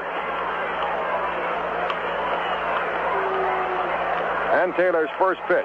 It is bounced foul by the third baseman, Joe Foy. And it's strike one.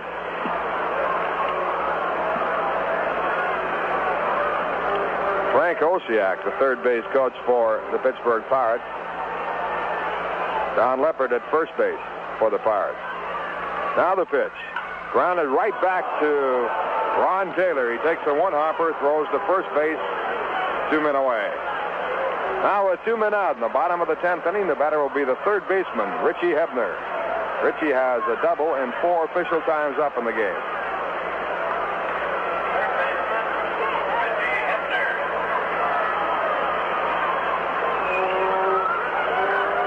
Hebner, a left-hand batter, just returned from being best man at his brother's wedding up in Boston.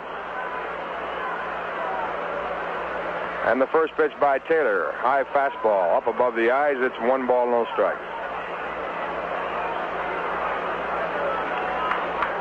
Philadelphia defeated Chicago 2-0 today. Chris Short pitching a 5-hitter. Ferguson Jenkins, the losing pitcher. Now the 1-0 pitch, again high and away, ball 2. Tug McGraw is loosening up in the bullpen for the Mets. Twiggy Hartenstein, a right-hander, throwing in the bullpen for the Pirates. Pirates will have a new pitcher if the game goes to the 11th.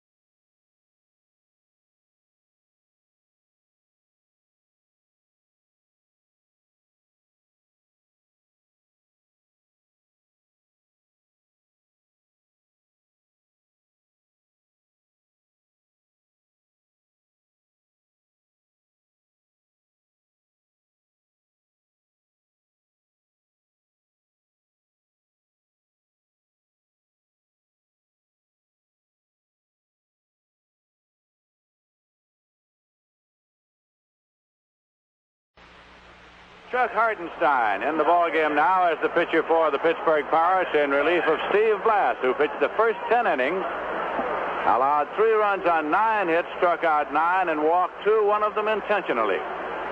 Twiggy Hartenstein, a right-hander, at one time with the Chicago Cubs. Last year with the Pirates, he was in 56 games. He had a record of 5 wins and 4 losses and an earned run average of 3.94. He is a native Texan, and he weighs 150 pounds. Twiggy Hartenstein in relief of Steve Blass. Mike Jorgensen will be leading off for the Mets. The sun is shining brightly here in the late afternoon at Forbes Field in Pittsburgh. It's burned off the overcast entirely. Blue sky overhead with a few fleecy white clouds up there. Jorgensen's up for his first time.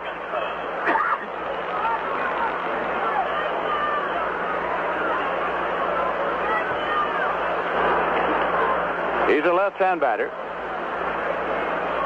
And the pitch is in there for a called strike.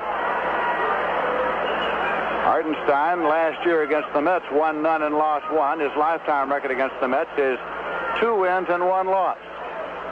His lifetime Major League record 16-13. Swinging a base hit into left field for Jorgensen.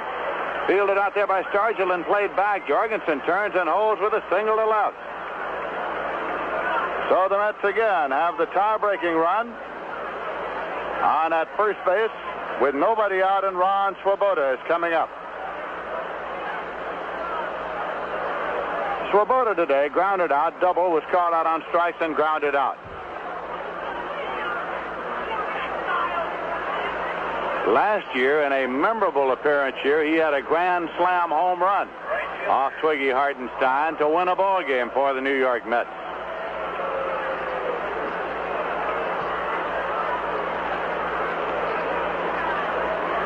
Pirates have to protect against the possible sacrifice. He squares and takes the pitch in for a called strike. Swoboda was around a bunt. He's looking down to sign man Eddie Yost at third to see if it's still on. Wayne Garrett is on deck.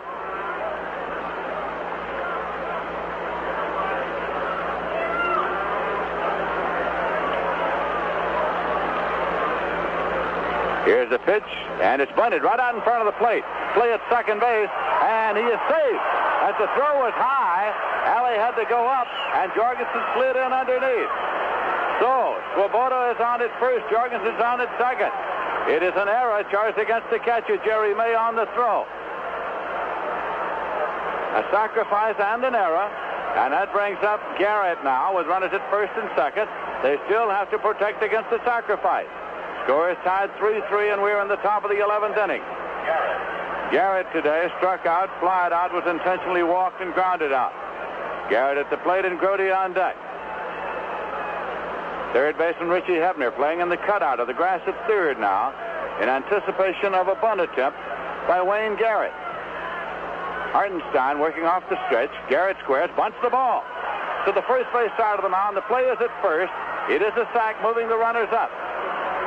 It was second baseman Bill Mazeroski who took the throw at first. So now Jorgensen is at third, Swoboda is at second, one man out, and Grody coming up.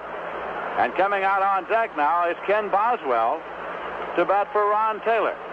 Cal Kuntz is up and throwing in the bullpen along with Tug McGraw. We're in the top half of the 11th inning. Score tied 3-3. The Mets with 2 runners in scoring position. Manager Danny Murtaugh of the Pirates brings his infield in now. Infield in for the Pirates to try to choke off the run. They're going to walk Grody and pitch to Boswell. Grody is being intentionally walked with first base open. This is to set up the double play possibility and the force all around. Outside for 1. Here it is outside, ball 2 to Grody.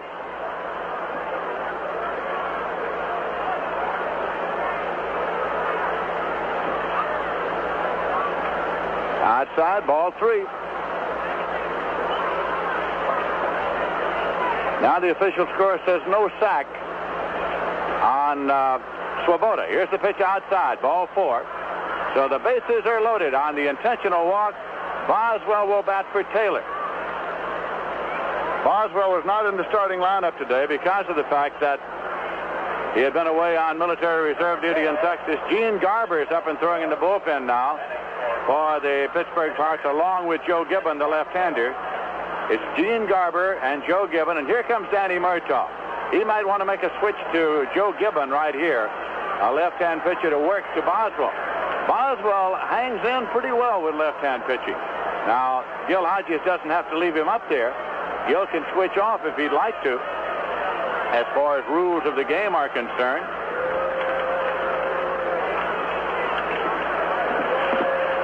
Conference at the mound. Murtaugh looks at the bullpen, that's all, and it's going to be the left-hander Joe Gibbon. Gibbon is coming in now to replace Hartenstein to pitch to Boswell. This spring, Gibbon was in 5 games. He pitched only 6 innings. He allowed 8 hits, 5 runs, all of them earned, with an earned run average of 7.50. He is a veteran major leaguer who went from the Pirates to the Giants and came back, and now Clendenon will bat for Boswell. Gil Hodges makes a switch. Boswell, by the way, is out of the ball game. He cannot subsequently appear. And it is Clendenon batting for Boswell. Boswell had been put up as a batter for Taylor. You'll hear a reaction when Clendenon is announced. He played for many years here with the Pittsburgh Pirates. Oddly enough, in a newspaper story yesterday in Pittsburgh, he picked the Pirates to win the pennant. Joe Gibbon, with a lifetime record in the majors of 56 wins and 58 losses, has a lifetime record against the Mets of 6 wins and 4 losses. Last year with Pittsburgh, he won 5 and lost 1. With the Giants, he won 1 and lost 3. That's the announcement of Clendenon. Lindsey Dunn says he gets booed in 4 cities. Montreal, where he played. Pittsburgh, where he played. Atlanta, where he played. Where Houston, he lived. where he did not Houston, play. where he did not play. You're right. If you recall, that was all a part of a deal when Dom refused to report to Houston and was going to retire. Finally was okay to play at Montreal, and then later on the trading date came to the New York Mets. Gibbon is taking a sign from Jerry May. Left-hand pitcher working to a right-hand batter, and it's on the way. Swung on line up the middle for a base hit. 1 run has scored as Garrett crosses the plate. Swoboda comes across. 2 runs are scored. A play at third on Grody. He slides in safely. Holding it first is Clendenon. A single to center. 2 runs batted in. The New York Mets are out in front by a score of 5-3. 1 pitch, 1 swing of the Clendenon bat, and the New York Mets take a 2-run lead in the top half of the 11th inning. Now Tommy Agee is up.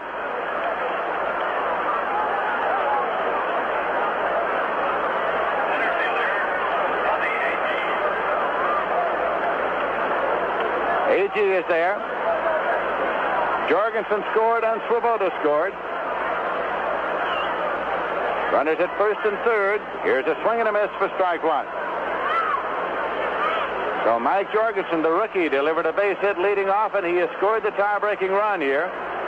Swoboda, who was out on an error, scored behind him. Grody is at third.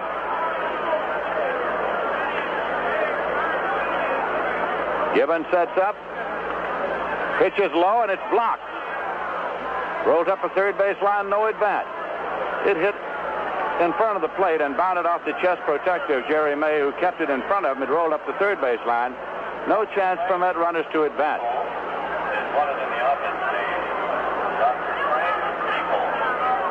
Those runs were charged statistically against Twiggy Hartenstein.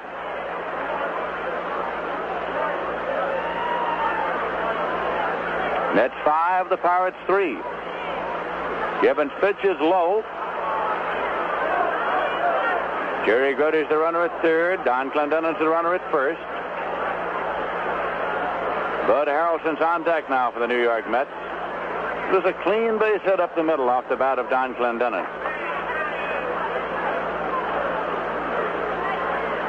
Swinging a ground ball to second base, taken there by Mazeroski. Kicks the bag, throws to first, double play, and the side is retired. A 4-3 double play on a ground ball near the bag at second, as the New York Mets picked up 2 runs on 2 hits.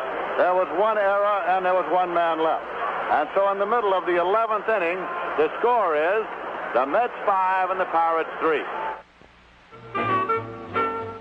Just 2 miles out Lake Avenue on the old Schuylerville Road, you'll find a small but growing business with big plans. Sprade's Gardens.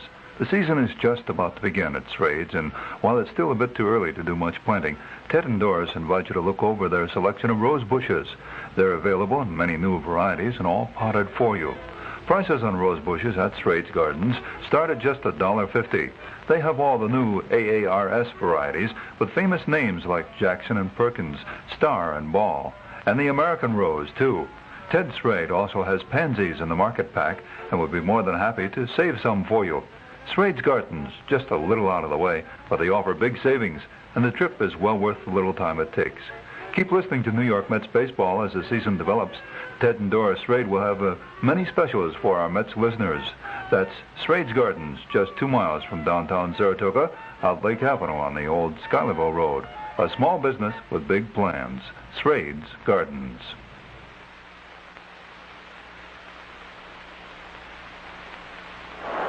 Tug McGraw has come on to do the Mets pitching now. Tug McGraw will be pitching for the Mets, facing the Pirates in the bottom of the 11th. Roberto Clemente, Willie Stargell, and Al Oliver scheduled up here in the bottom of the 11th for the Pirates. Mike Jorgensen, who delivered a base hit leading off the top of the 11th and scored the tie-breaking run, was making his first appearance at the plate this season as a New York Met. The Mets had him up at the tag end of the 1968 season when he batted 14 times and had 2 base hits. He was not with the Mets at any time last season. He is the only rookie on the Mets squad, and he was brought on as a late-inning replacement for Art Shamsky, who started at first base. Ron Taylor is out of the ball game, of course, having pitched 2 innings and retired 6 consecutive batters. No runs, no hits, struck out 1 and walked none.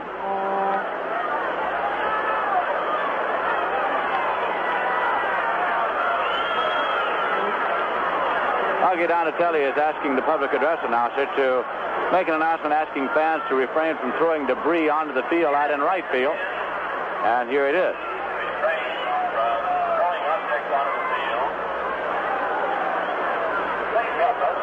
Ron Taylor is the pitcher of record on the long side of a 5-3 score just now. Twiggy Hartenstein is the pitcher of record on the short side of that score. Manager Gil Hodges up on the steps of the Met dugout, just retreating now. Most of the Mets are on the dugout steps. Bottom half of the 11th inning. Roberto Clemente is up. What a day he's had for the Pirates.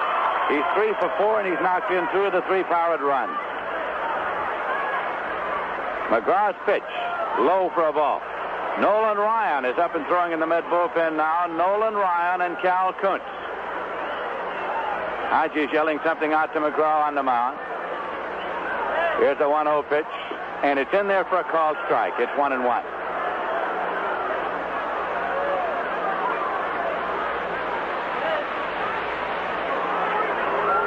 Big Willie Stargell on deck. This will be a 1-1 pitch. It's low, and McGraw goes behind, 2-1.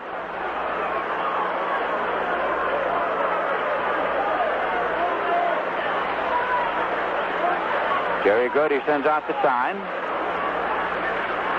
Here's a 2-1 delivery. A little low now. McGraw's gone behind, 3-1. To Clemente, who looks down to sign man Frank Osiak at third. See if he's taking or if he's turned loose. Pirates trail by 2 in the 11th. Swing and a foul ball. He was turned loose, fouls it off. The count runs to 3-2. Brad Elia has hit 2 home runs this afternoon for the Minnesota Twins.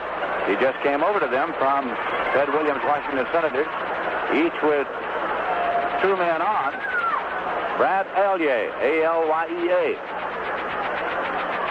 Pitch is high, and it's a walk, a leadoff walk to Clemente in the 11th inning. So don't go away, it's not over yet. Willie Stargell coming up is the tying run at the plate. That is the first walk issued by Met pitching today. The first walk issued by Met pitching today comes in the 11th inning. Stargell, who hit 29 home runs last year, is up. Today he is grounded into a double play, flied to right, grounded into a forced play, and flied to left.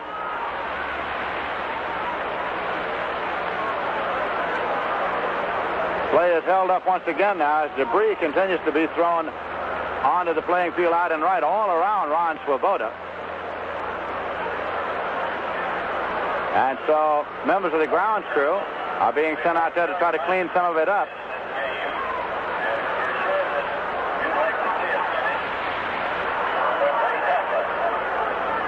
There are 5 members of the grounds crew going out and right now to try to clean up some of the debris that has been thrown out of the right field stand. Going around, Ron.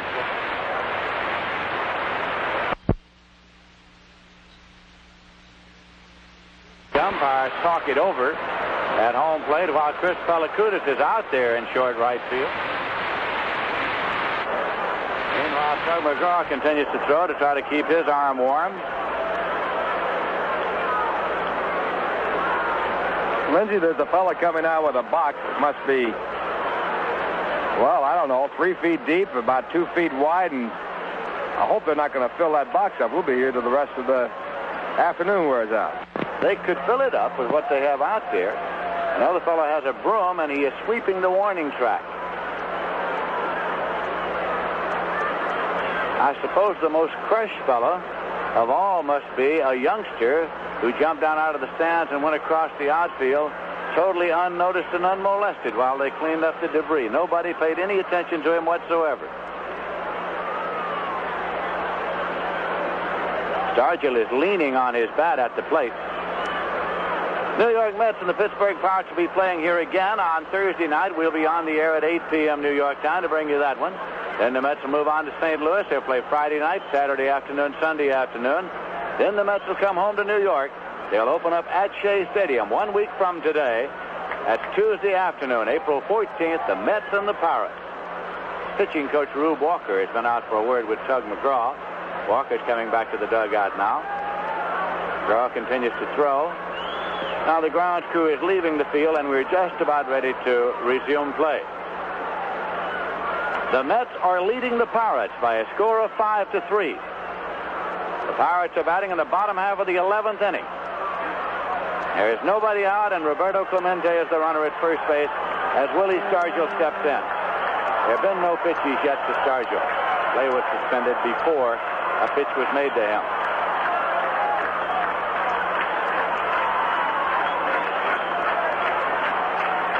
McGraw checks the runner. Here's the pitch. It's in there for a called strike. The left-hand batter, Willie Stargell. Bill Hodges made the change to the left-hander Tug McGraw with the full knowledge that Stargell and Oliver would be coming up, both left-hand batters. There's a swing and a high pop back of third, and Foy is there in foul territory at the moment. Makes the play in foul territory.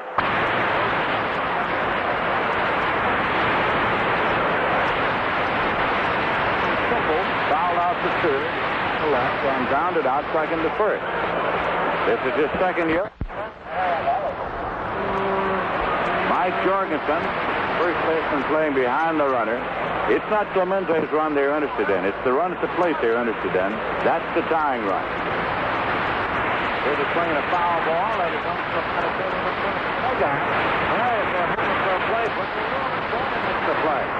So Oliver has fouled out. It'll be Alley coming up. Play is held up again as youngsters come out onto the field. Now to strike one to Gene Alley at the plate. McGraw started him off with a big curveball. Now we're going to continue play with park policeman in the warning track in the outfield. At first base, Clemente takes his lead. The Mets are leading 5-3. And again now, play is suspended. As one park policeman who had been a little busy on the other side of the park started off, and they tell him stay out there. So he is. McGraw sets up. Alley's in and waiting. This is a strike one delivery, and it is hit on the ground foul up the third base line out of play. Frank Osiak comes off the coaching lines at third, retrieves the ball, tosses it back to McGraw. It's a two-strike count now to Gene Alley. The Mets trying to get Alley out of there to end the ball game and get themselves an opening day victory here at Forbes Field. The Mets are leading by a score of 5-3. Roberto Clemente takes his lead at first. McGraw with a two-strike pitch. Swung on and missed. The ball game's over. The New York Mets, for the first time in their history, in their 9th year, have won an opening day ball game, defeating the Pittsburgh Pirates in 11 innings. In the 9th inning, or rather in the 11th inning, no runs, no hits, no errors, a walk and one left. And the New York Mets are the victors by a score of 5-3. And to tell you something of how this game went, here's Ralph Kiner. Well, Lindsay, it's only fitting, I guess, that the Mets win their first opening day game in a park where they won their very first game in 1962 after 9 consecutive losses. It was an exciting ball game, well played. The Mets got 2 runs in the first inning off starting pitcher Steve Blass. Pirates tied it up with a run in the first and a run in the second, and it was 2-2 until the Mets then took the lead by scoring a run in the 6th inning. It was again tied up, and it went that way until the 11th inning. Strong pitching by Steve Blass to start the ball game. He went 10 innings, gave up 3 runs, allowed 9 hits, struck out 9, and walked 2. And the losing pitch in the ball game was Chuck Hartenstein, who came in the ball game in the 11th inning. In that 11th inning, Mike Jorgensen, who was put in the ball game for defensive purposes, came up to bat for the first time. He singled into left field off the first pitch made by Hartenstein. On a play, Ron Swoboda tried to sacrifice the runner down a second. He bunted the ball right in front of the plate, and the big play of the ball game was when Jerry May threw the ball high to second base for an error, allowing runners to be safe at both first and second on that throwing error. Wayne Garrett then laid down a perfect sacrifice bunt to put runners at second and third, and then Jerry Grote due up was walked to load the bases. Then manager Gil Hodges decided to put in Ken Boswell to pinch hit for the pitcher.